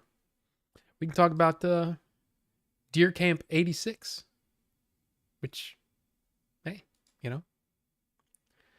But I did want to bring this up. This was something that came up while I was sick, and I thought it was kind of cool. So, you want to talk about Can? You want to talk about how Quentin Tarantino came out and basically said, "Hey, let's do the thing." the fact that Dogma is playing at Cannes. But I wanted to bring this up because, like I said, I think this is important. The Netflix CEO saying something about the theater model being outdated, and Rian Johnson says, I don't agree. That he wants Knives Out 3 in many theaters for as long as possible. I don't understand the thought process. I really don't. That how can you not see that a movie that comes out in the theater first will make more money digitally and then on streaming if you release it theatrically? I just don't get it. I don't understand. So, yeah, I saw Knives Out 2 or Glass Onion in the theaters. I want to see a Wake Up Dead Man in the theater. So, in fact, pretty much any movie that comes out, I'd like to see it in the theater first. But there you go. Yeah. Here's another Cannes thing. Halle Berry forced to change Cannes dress amid new red carpet rules, but says banning nudity is probably a good thing. I mean, okay. Let's see. Oh, here's some other things. Oh, HBO Max. We talked about that. That now it's HBO Max again. I mean, why'd you change it in the first place? But there's that. And then there's also this. AMC Theaters is going to bring back Discount Wednesday. So 50% off movie ticket prices at AMC starting on July 9th. Which, there you go. It made me IJBOL when I saw that news. I'm not sure if I know what that means. But there you go. So yeah, I mean, I think both of these are cool. There was a lot of news that happened over the last, now 3 weeks. I figured that if there was something that you guys wanted to talk about, we could talk about it. But I mean, those are the two things that really stuck out to me.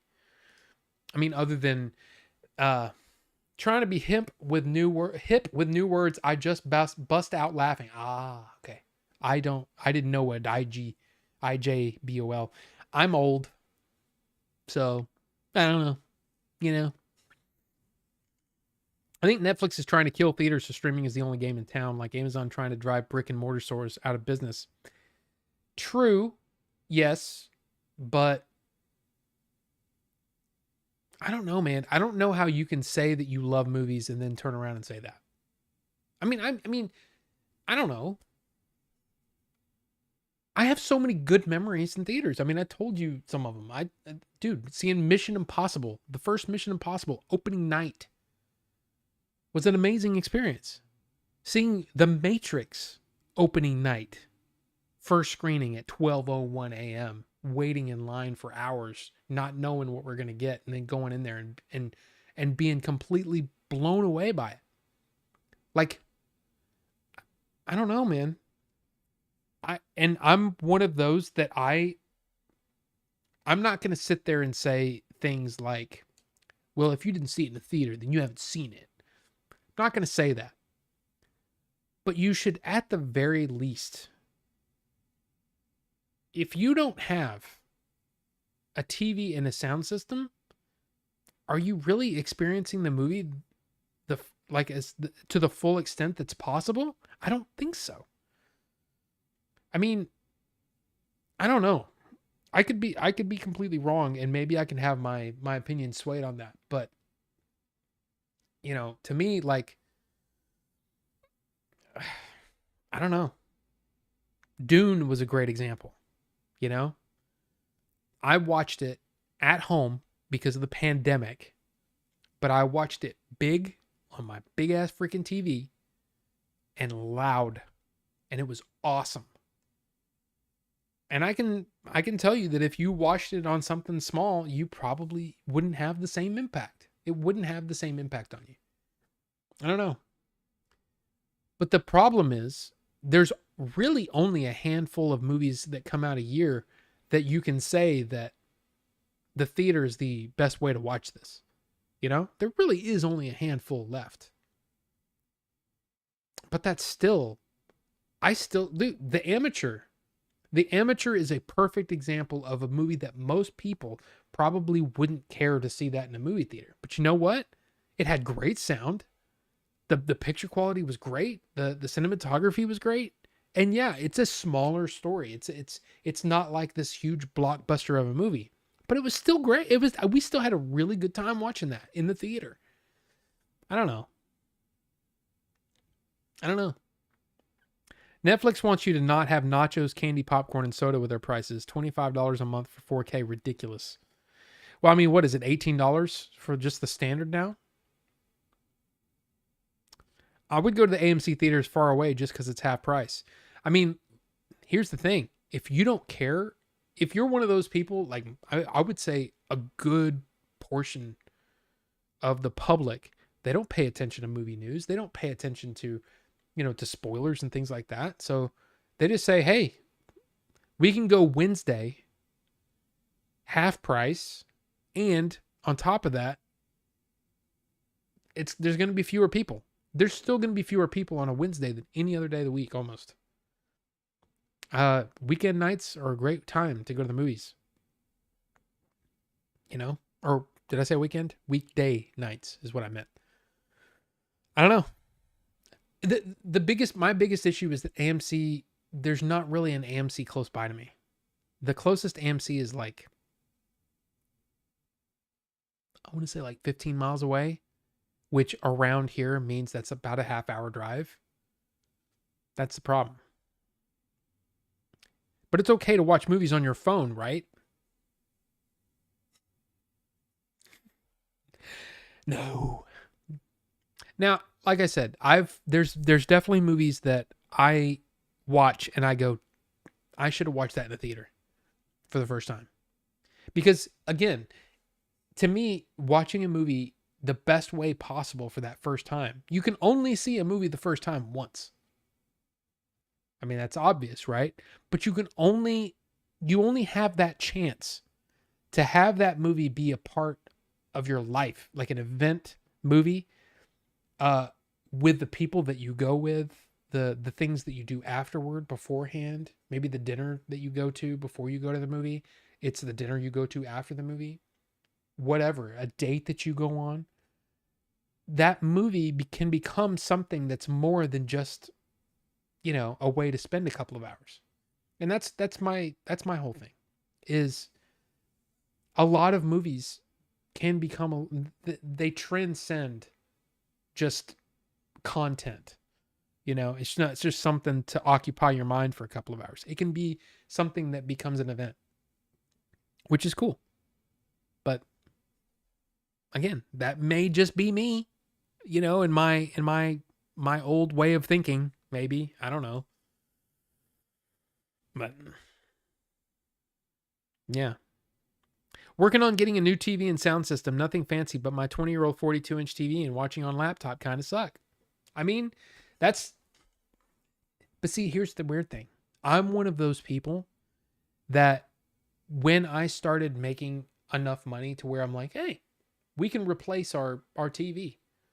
I said, I want to get the best damn TV that we can afford.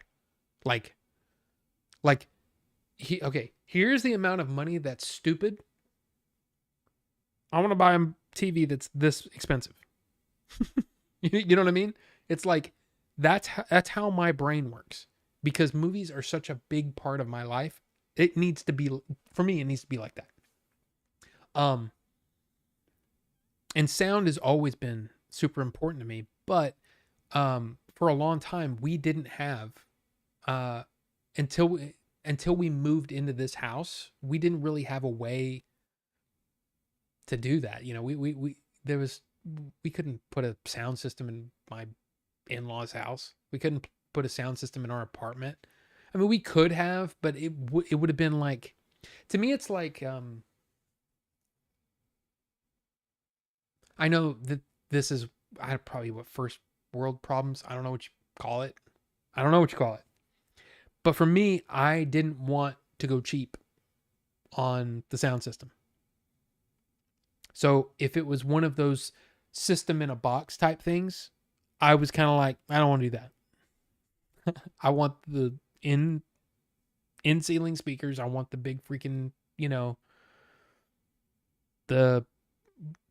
want crazy subwoofers. I want a center channel that can stand on its own, have great sound, all that kind of stuff. It was like it needed to be right. So I'd been just mentioning it that, I really want a good sound system. And there was one vacation. I think I've told this story before, but there was one vacation that April and I were supposed to go on. And the whole thing was, it was like, I took off. I don't remember exactly how it worked out, but I remember I was already off of work. And she said, like the day before we were supposed to go on this trip, it was supposed to be a road trip. She said, I just had a huge project dumped on me and I have to work through our vacation. So here's your job. All that money that we were going to spend on this vacation, go up to Best Buy and find us a sound system. And I'm like, okay. So I basically just went through and I got with a guy and I said, okay, show me. I need 3 tiers. I need a best in class. Holy crap. Like this would make, anybody like jealous. I need the mid tier and then I need the cheap out tier. And I want you to be able to, I want to be able to bring my wife in here and let her pick, depending on the money. And he's like, don't worry, we get that all the time. Here you go. And he set me up and he sat me down and I went, oh. Now I'll tell you this, the one that was crazy, that one would have included more speakers. So it would have been a 7.1 setup. And this was at the time, right? This was what, 2007, 2008. So that was the deal. We ended up with a 5.1 system, but then we upgraded to an Atmos receiver. And even though it's still a 5.1 setup, I still get Atmos out of it and it sounds great. Yeah, could we do 7.1, 9.1, go full Atmos and have 3,500 speakers in here? Sure. But I'm happy with what we've got. And it is solid enough that if I want to, I can crank that sucker and it sounds amazing. And that's what I meant. I mean, look, I'm just saying, I'm one of those people that's like, invest in sound. It's just as important as the video, and in some cases more important. It's the thing that puts it over from, oh, this is just me watching TV, to holy crap, I'm watching a movie, and that's a big deal to me. But I understand that's not everybody's priority. We ate cheap crap for a while to pay for that, because that's what I wanted. And that's just how I think. I'll go cheap on a lot of things, but when it comes to sound system and a TV, hell no. Anyway. Sorry, I went on a rant there. Movie theaters need better combo prices for their concessions on those discount days too. When I go to the movies, less and less people have concessions. Gotcha. I never buy concessions.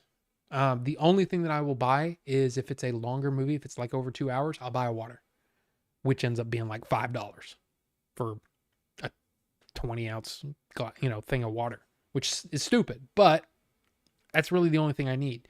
And part of that is because I'm a cheap ass. And the second reason is because I'm Crohn's boy, and you never know, man. Sometimes I'll eat an M&M and be like, I gotta go to the bathroom, because that's just the way my body works. So I don't do that, but I totally get it. Unless I go to Alamo Drafthouse. I'll tell you this. I appreciate a lot of things about Alamo Drafthouse, but I will not watch another movie there. I just won't. Why? Because they walk in front of me and have me sign things in the middle of the movie. Get the hell out of here. I don't want it. I don't want any interruptions. I have enough interruptions in regular theaters. I don't need somebody walking in front of me and asking me to sign shit. It's just not me. I was told it was okay. Oh no, KP Senti. The closest nice theater near me is a Regal one with IMAX. And see, there you go. I mean, here's the thing though. In my opinion, this is just my opinion. And I only have the IMAX theaters that are closest to me to really gauge. I live on the Fort Worth side. We looked at the map, right, of the Metroplex. I live on the Fort Worth side, right? I don't live on the Dallas side. The Dallas side has more IMAX stuff, especially when you get up to like Plano and Frisco and all that kind of stuff. I don't typically drive out there because you're talking about an hour. I don't want to drive an hour to go see a movie. I'm sorry. I'm just not going to do it. The closest IMAX theaters to me, their seats kind of suck. They're not, sit back with your feet up and all that kind of stuff. They're not comfortable. And on top of that, the like where I saw Civil War, I saw that in IMAX.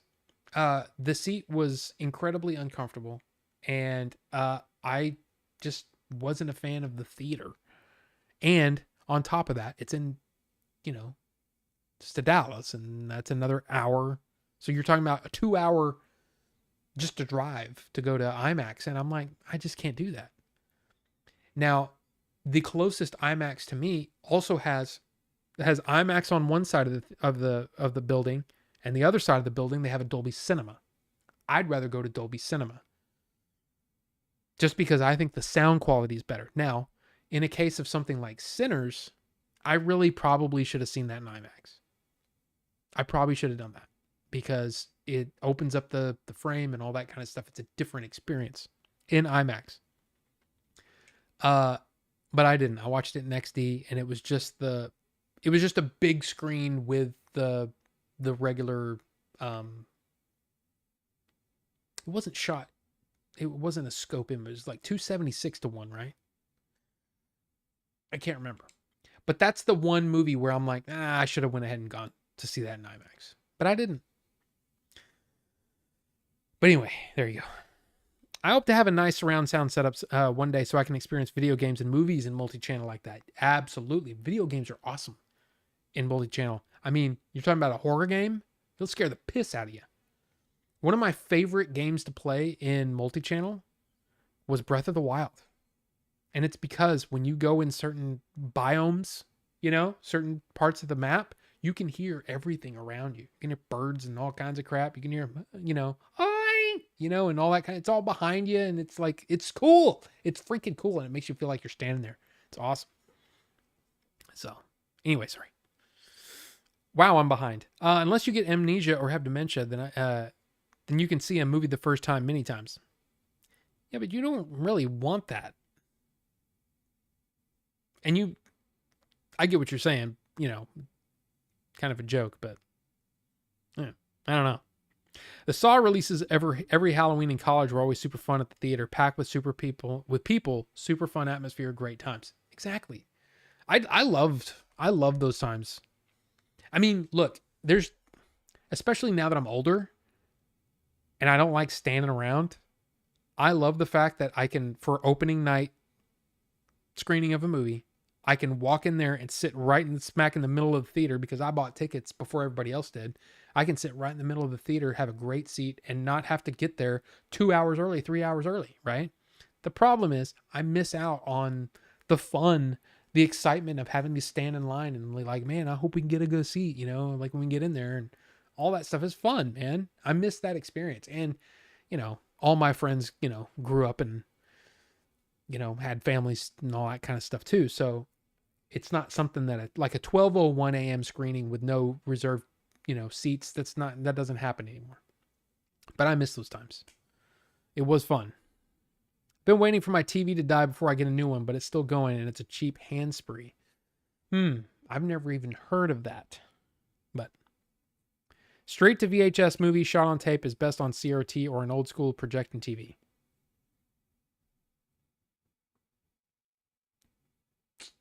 Hmm. Hmm. I don't know.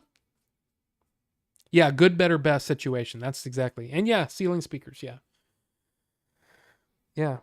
Hell, that's better than any vacation. I don't know. It was a good. What we had planned was going to be fun.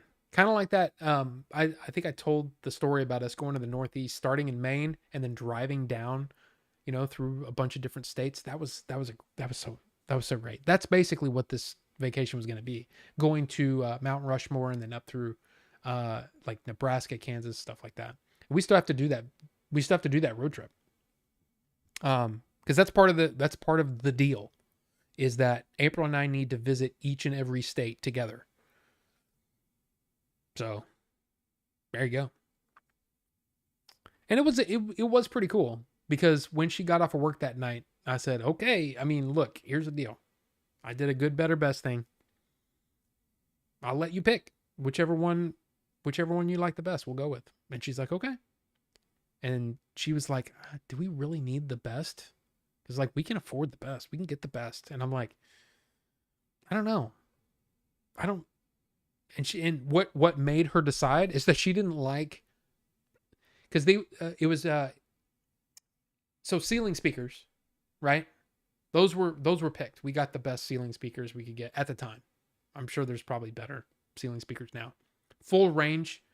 I mean, sometimes those speakers scare the crap out of you because they're so like the most minute sound will come out crystal clear, and it's kind of spooky sometimes. There was one time we were watching just a random medical show, and they were in a hospital, and it was like Dr. Stevens called or whatever, and it sounded. It's like, what the? Oh my God, that scared the crap out of me. And it was a freaking medical show. And that's the problem with a lot of, like, especially TV and stuff, like regular TV, like, you know what I mean? They don't spend any time on their surround setup. Audio is like, it's always an afterthought, a good audio experience. A lot of like TV and stuff like that, they cheap out on that and they don't care. They don't really do the work. And probably mostly because there's just no time, right? There's a very, very tight timeline on TV shows.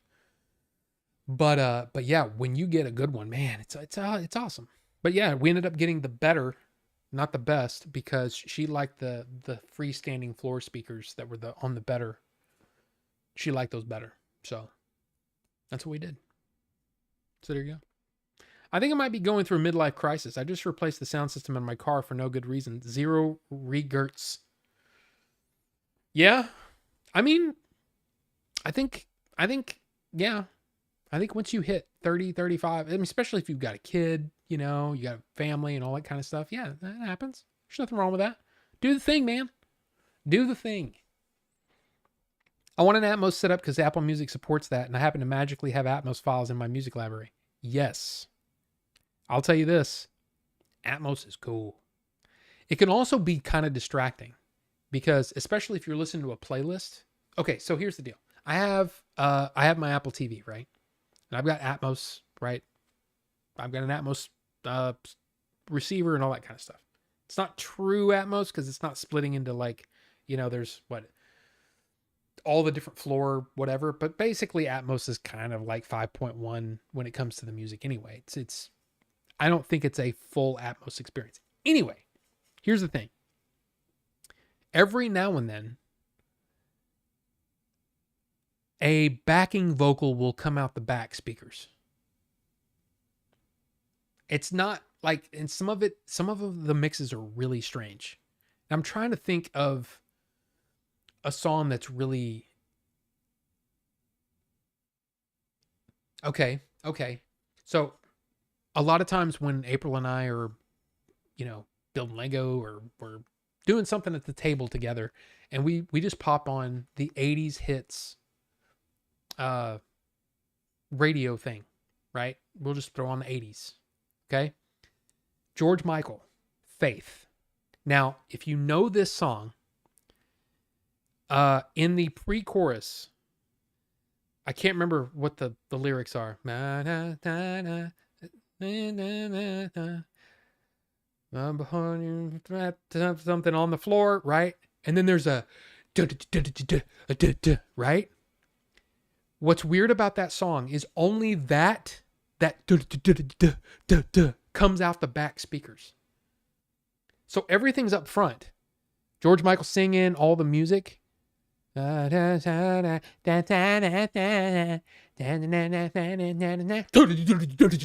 you're like, what the? Especially if you're not expecting it, it freaking scares the crap out of you. So some of the Atmos is pretty cool, and some of it's crap. I'm just being honest. Now, some of the newer songs, the newer artists, their Atmos stuff sounds awesome, and some of it sounds like it's like a live performance, which is really cool. And some of the like if something has a lot of reverb, sometimes they'll do it where when they'll say something up here and then the reverb will go through the back speakers, so it sounds like the sound is moving. It's kind of neat. It's kind of neat. If you really want to kind of get an idea of how it sounds, now this isn't a perfect thing, but if you have the I don't know if you have like the AirPods Pro or something like that can do Atmos in the AirPods, it really does a good job of mimicking a surround setup. I mean, it's not perfect, but it does a pretty good job. It's just like I said, some of the tracks where they've gone back and put Atmos on like really popular songs, some of it's kind of crap. I'm just saying, some of it's kind of crap. Some of it's really cool, but some of it's kind of crap. My butt hurt watching that Pink Floyd movie recently.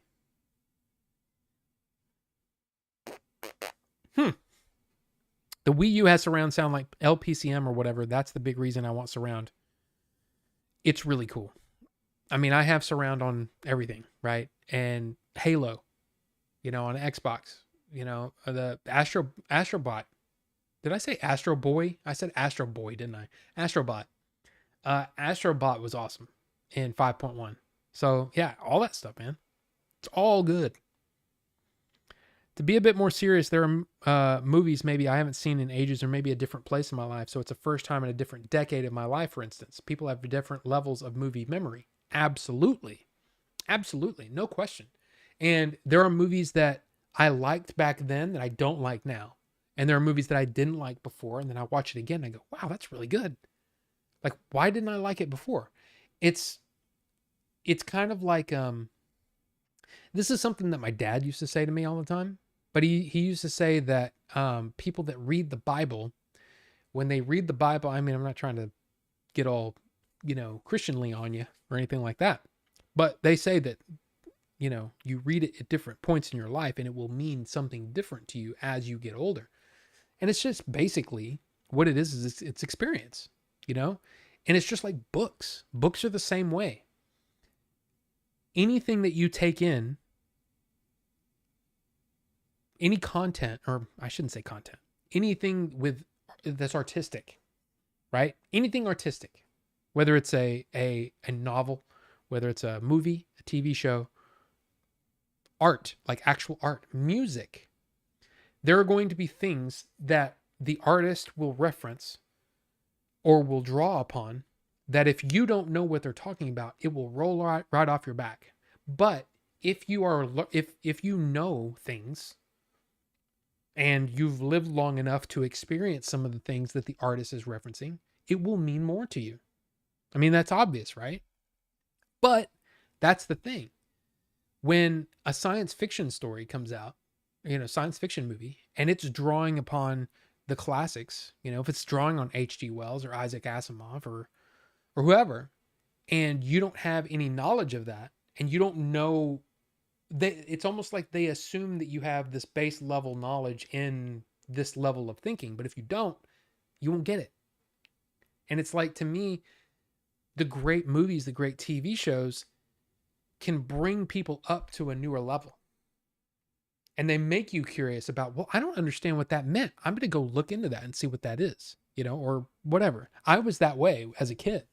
It's like if I didn't understand something, I went and looked it up.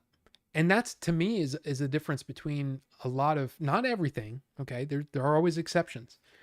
But like a lot of kids programming and a lot of kids TV, a lot of kids movies today, they talk down to the kids. You know, when I was watching stuff, man, I had to rise up. I had to learn things to understand what the hell they were talking about. There were jokes I didn't get. There were story points that didn't quite make sense or didn't mean anything to me. And that's part of great art. And I think great art should make you curious and should make you want to see more. It might make you want to learn more. And I mean, really, it comes down to reading. I think, you know, there's a lot of people that just aren't readers anymore, which is sad. You know, it's something that Robert Meyer Burnett had a great observations the other day, where he was talking about how in college, you know, that's basically, it's not how much you're able to learn. It's basically how well can I use Chat GPT? That's what college is all about now. How well can you use Chat GPT? And to me, it's like, you know, in my day, we didn't have Chat GPT. We had Cliff's Notes, right? The shortcut. And that's the thing that we have to really think about and keep in mind, especially if you're older. You have to keep in mind that there was always a chance to cheat and to do the shortcut thing, right? It's a tale as old as time. People cheat, right? So what we have to keep in mind is those kinds of people. I don't know. I can't make any judgment calls, you know, but all I know is that back in those days, I never used Cliff's Notes. I was the nerd that was like, they give me a book to read. I'm going to read the book because I love to read and I love to learn. And meanwhile, a lot of my friends just read the Cliff's Notes and they just moved on. They were doing other things. They were probably out, you know, getting laid or whatever they were doing. I was at home reading the book, doing what I was supposed to do. I mean, I'm the nerd, I guess. But it's sad because I think the less that you put importance on learning as a kid, the less of a well-rounded adult that you will end up being. And I feel like, in a weird way, that's what our government wants. That's what the people who want to keep you in control, they don't want you to be a well-rounded person. They don't want you to know history. They don't want you to understand that, oh my gosh, this same kind of thing has been tried before and it never worked. And, you know, they don't want you to know that. They want to be able to do what they want to do to control things. It's just, and that's why, I mean, I was one of those people, and I'm ashamed to say this, but when I was younger, I would say things like, we need a good disaster. Like as a kid, like I'm in high school and early college, and I'm like, we need a good disaster to bring us together. You know, that's what we need. And I don't think that's what we need. I think, in my opinion, we need education. Education will fix everything. If you instead of spending money on, I don't know, and I'm talking about as a country, there are things that we spend money on that's kind of nuts. Right? I think we can all agree on that. But if we spent the money more on, let's feed, clothe, and educate the planet, it's not something that's going to fix everything tomorrow. But what it would do is it would raise everyone up. And then all of a sudden it's like, oh my gosh, everybody's like, we're all doing things. And oh my gosh, we're all able to, we're all able to eat. We're all able to have, clean water and clothing and oh my gosh, everybody's got, everybody can get on the internet and connect with each other. And now all of a sudden it's like, now we all know things. Basically, I think we should get rid of, I don't know, TikTok, Twitter, Instagram, all of it. Get rid of all the social media. Get rid of all of it. And maybe just use the internet for knowledge instead of yelling at each other, because really all of those have just turned in, at least from my eyes, it reminds me of high school. the way that people talk to each other. And it's like, because why? Because a lot of those people are in high school. The people that are saying the most outrageous things, they're probably just young, stupid kids. They don't know any better. Now, I mean, they should know better, but look, I said a lot of dumb, stupid shit back when I was a kid. But I don't know, man. I think if we focused on education, I'll just say that. If we focused on education, it would really, I think it would really do wonders. But I'm not a political person, and I just try to make people happy. That's really it. So anyway, let's move on, shall we? I think I've gone off the deep end. Had a good friend with good surround sound. Helicopters always sound like they're flying over your shoulder. Oh, it's awesome. Heat is one of my favorite ones. The very beginning, the when they're robbing the armored car and they blow up the back, they do that charge on the back of the door, and there's a shot of like a bunch of cars lined up, and it blows up and all the windows blow up, and then you can hear the chips of glass hitting behind you. It's awesome. And then there's a scene where there's a helicopter going through the city, and you can hear the echo, the sound going the opposite way, because that's how sound works. And it's awesome. It's great. Good surround sound is, man, love it. I don't even think music award show performances are even broadcast at 5.1 anymore, or I can't find rips of them. Mic audio being center channel. Yeah. Well, and that's, when you say interesting mixing, that's just somebody screwing around going, oh, put this song in 5.1 or in Atmos, go. And somebody's just playing with sliders and going, that freaking George Michael thing is stupid. But there's also weird ones where, I want to say it's a Huey Lewis and the News song, but it's something where only the backing vocals come out the back, and depending on, well, I think I have my back or my rear channels a little too high, because it drowns out the center channel with the backing vocals. It's just that song though, so it's, I don't know. Yeah, exactly. KP Senti, exactly. No stems, no, right, exactly. Ito Ramos, welcome. Good to see you. I'm sorry I didn't say hi to you earlier, but I'm behind in the chat as per usual. Yeah. I read, but I never read fiction, to be honest. Oh, well, I mean, see, I'll read anything I'm interested in. Anything. Just like I've already put in there. The Dog Stars. It's like, oh, Ridley Scott's making a movie based on this book. I'm going to read the book. So I did. So there you go. In my day, we cheated the long way. We had to cheat walking uphill both ways. Ha ha. Oh yeah. I mean, I remember, here's the funny thing. What I used to do is in, was it calculus? I guess it was calculus, or maybe pre-cal, but I had a graphing calculator, the TI-85, which is probably, wow, no telling what it is now, but it had the TI-85. And we learned really fast that there are ways to store information, formulas and all kinds of shit that you're supposed to know for the test. You can store that in memory somewhere. Well, here's the funny thing. There was the teachers caught on, and what they could do is that they could pull up the memory really fast and tell where all the memory was stored. And I found a place that they didn't look. But what's funny is the way that I cheated or the way that my brain worked is, the more that I put it, as soon as I put it in, like typed it in, I had it. It was in my head. So it was almost like cheating, or setting up to cheat, helped me retain the information that I needed for the test.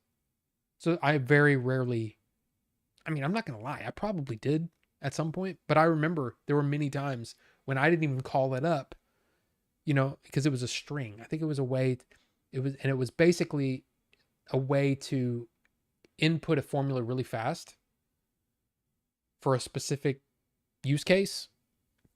But I learned that you could put full text in there and it would just accept anything. So all you had to do is call up that, whatever that memory thing is, and then hit left and right, and it would scroll through like a huge long piece of information, and it wouldn't, the space that it took up was very small. So it was a way to get around what the teachers were looking for. Anyway, it's probably whatever.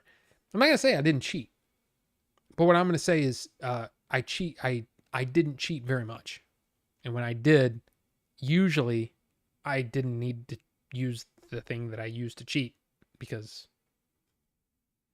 and there were some classes that they said, you can write whatever you want on a 3x5 index card. And again, same situation. By doing that, you're basically studying. By making a cheat code or a cheat sheet, you're basically studying. And so in many cases, by the time you finish filling out this cheat card with, the smallest text that you can freaking possibly write, by the time you're done, you've basically studied for the test. And I didn't end up using it. So anyway. Dude, ChatGPT is a thing even in the professional world now. Big time. It's totally nuts. I won't say it's good or bad, but it's a thing. Oh, I know. I know it is. You can tell. But sadly, they axed the Department of Education. Yeah. I miss when the internet was a destination off in the corner in your house, and when I turn it off, I'm off. Unlike having a smartphone. Exactly. YouTube included. I mean, it really depends on what you're trying to do as far as, because I think the problem is,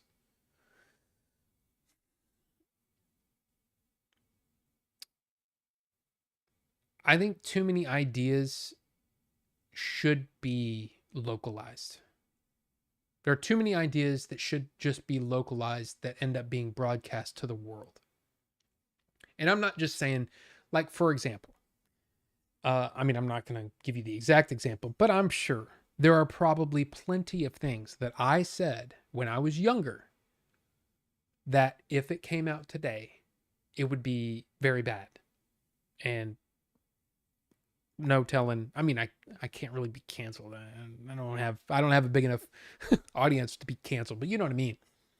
There are things that I'm not proud of that I've said in the past. I think I think most humans, there are things that you regret saying, but to have it broadcast to the world, I just don't know if that's a good thing. One of the best things, it's kind of like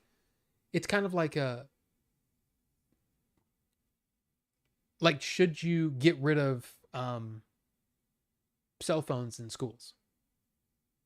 Well, in my opinion, no. Because there have been many situations when something bad happens that those kids can contact somebody. You know what I mean? So it's like, but they're cheating on things. They're using ChatGPT. I mean, there's no easy answer here. I don't know. I don't know what the answer is today. I just know that I feel like people are being willingly dumb about things. And I think there are many people that can't tell the difference between, a joke and sarcasm and the truth. It's a dangerous time right now. It's a dangerous time. And I like this is going to sound stupid. Probably. Maybe. But I remember Die Hard. Beginning of Die Hard. Who's the coolest son of a bitch in that whole movie? Alan Rickman, right? Alan Rickman, wow, he's smooth talking. He's got a great voice. He's charismatic. He's all these things, right?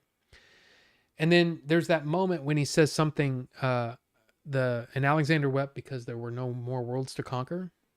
And then he smiles and he goes, the benefits of a classical education. That always stuck in my head. 12 years old. Well, I was probably 13 when I saw it, but it stuck in my head. And I'm like, I don't know exactly what that's from, but I've heard that before. The benefits of a classical education, learning classics, reading the classics, trying to expand your horizons outside of your, your sphere of influence, right? To be able to, read a book that my dad never read. Okay, that's the first step. The next step is to read an entire series that my dad has never read, and then or whatever. You know what I mean?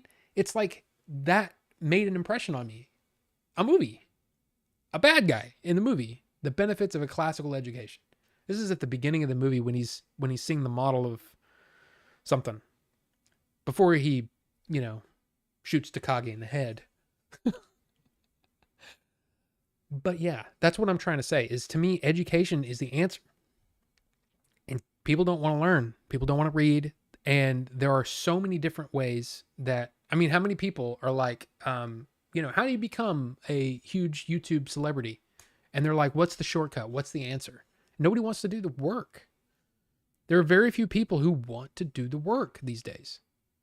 And I think that you need to do the work. Otherwise, you won't learn. And by learning, you have to be willing to fail. Failure is the greatest teacher. Thank you, Yoda, from The Last Jedi. But it is. And the only way that you're going to learn is by trying. And if you don't try, you'll never fail.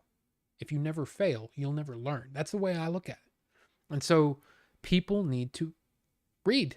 They need to read. And they need to do the work. But I don't know. And look, I'm not perfect either. If somebody said, hey, if you do this one thing, you'll get 1 million subscribers, and every video you'll make, $10,000. I don't know. I don't even know. I don't even know how much you can make on YouTube. I don't pay attention to that. I don't think about the money because that's not what drives me, right? But I have no idea. But if somebody said, hey, you could do this one thing and that would work, and I'd go, okay, I'm going to give that a shot. Unless it's, hey, can you say that you really, really like the My Pillow guy? I don't know. I was just trying to think of something that I don't like. You got to talk about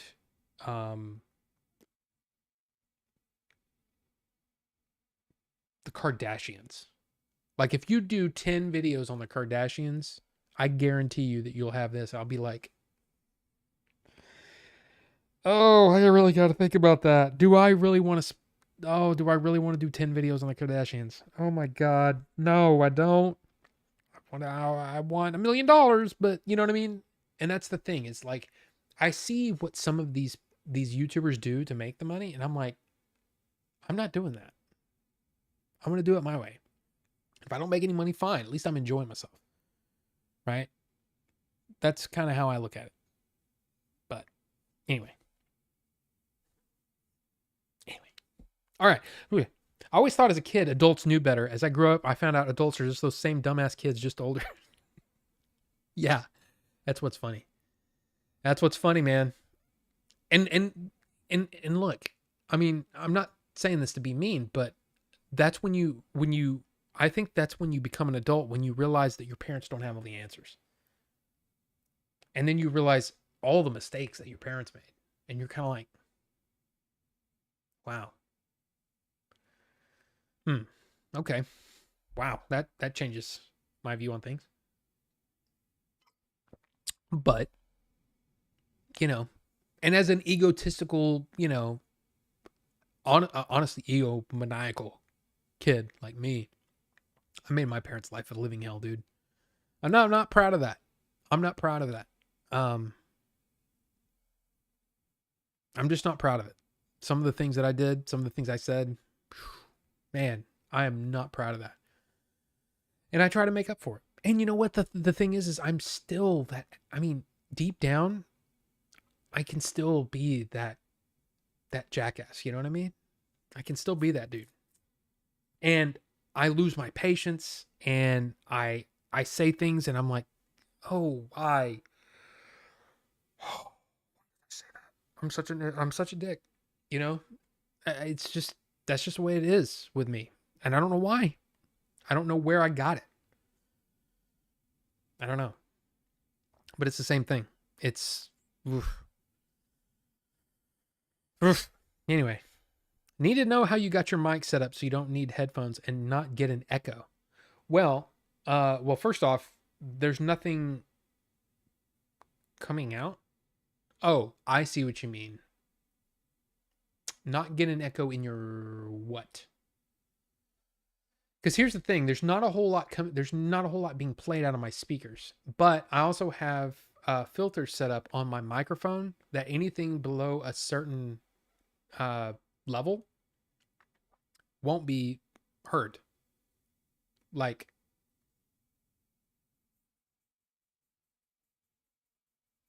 you should be able to hear that. But the limiter is limiting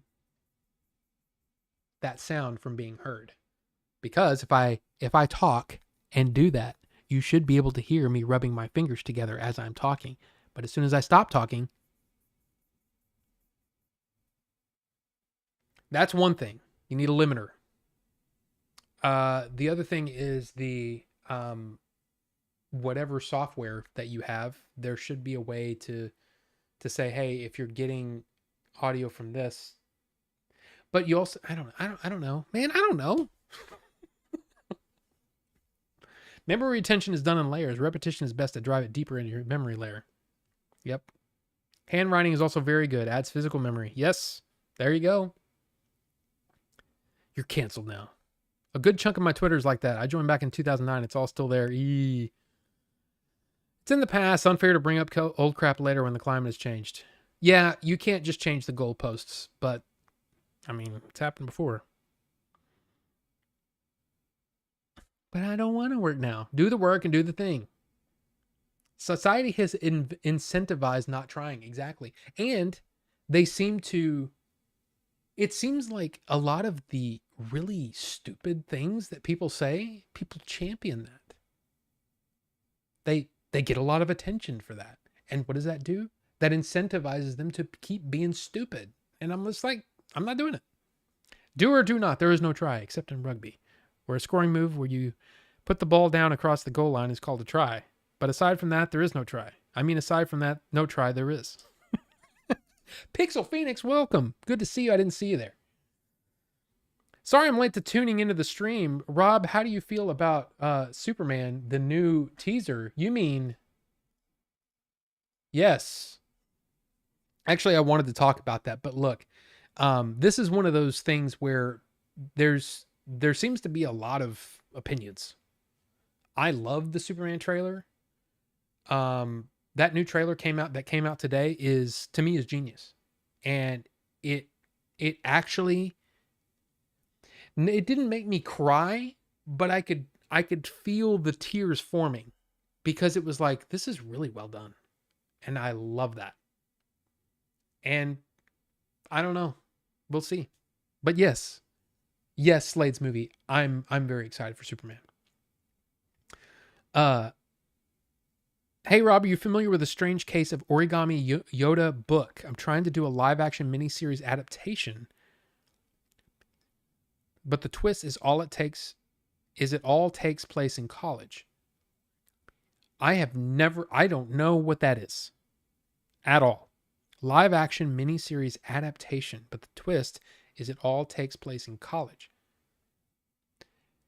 There are a lot of words in what you said, and I think I might be too dumb to get what you're trying to say. But what I will say is Superman looks awesome. And I want Superman to do well. After I saw I wasn't going to watch the latest Fantastic Four trailer because I was like, I've seen enough. And this one too, I was like, I've seen enough. I'm gonna see the movie. I don't need to see the trailer.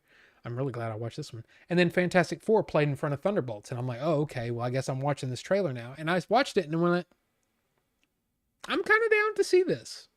But my wife felt exactly the opposite. But also, something else that I do know about Superman is that this is there's a lot of different Supermen. I don't remember. I don't even know what I was going to say about Superman. But all I know is I think it looks great. And I think that the idea that saving someone might be a political problem, I love what he said.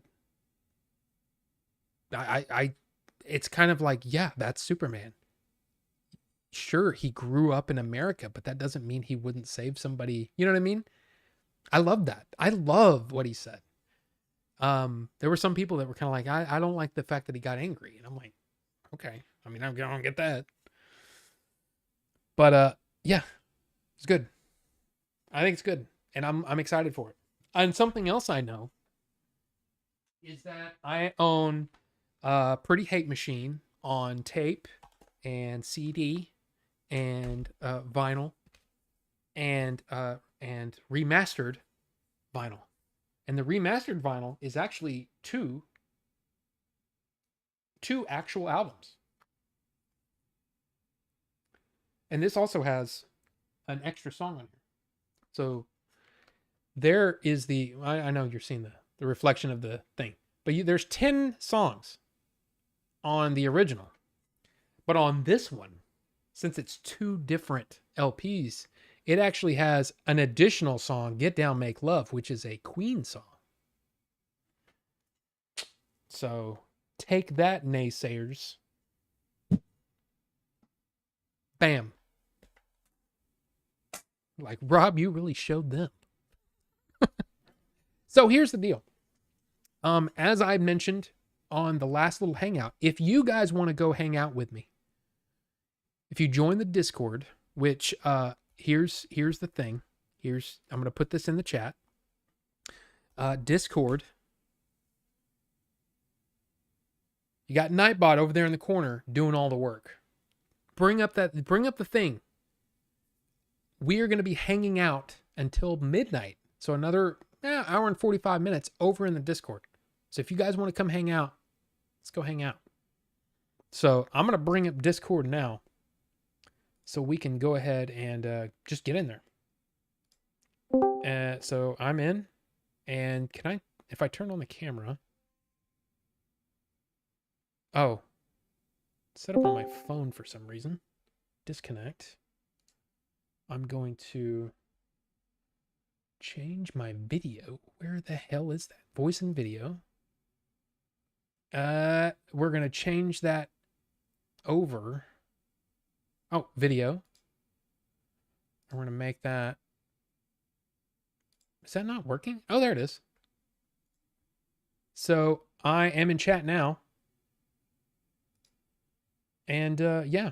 So if you guys want to come hang out, let's do that. But otherwise, might be in a bit, need a little break. Oh, I'm gonna get up and actually get some more water because I'm out of water and stuff like that. The bot commands for this channel are available at, there you go. Yeah, there's a whole lot. I have a lot of commands in there. But yeah, if you want to join the Discord and come hang out with us, come do so. But otherwise, I think we're gonna call it. We are gonna call it. And over on Discord, you see me without the Order 42 thing down at the bottom. So anyway, guys, thank you so much for watching. And of course, thank you to all those channel members. You guys are amazing. I really appreciate the support. But otherwise, we'll see you guys next week on Tuesday. We're back on Tuesdays because Andor's over. So we'll be back on Tuesday next week. And then, yeah, and stuff. So see you guys later and stuff. Oh, look at there. There's Slade. Look, we got Not Gary over there. Look, here. I'll show you. Hello. Hey, what's up, Slade? Hey. You're actually on stream right now. In fact, if I do, where is it? Oh, I don't have it set up anymore. Oh. Is it this one? Nope, I don't even know. Gaming Zelda. The hell is that? YouTube mate, no. What? Aces screen full. There we go. See, look at that. See, there's not Gary right there. I mean, look, he's right there. We're gonna hang out. But Hola. but otherwise, guys, thanks again. We'll see you next time. Bye.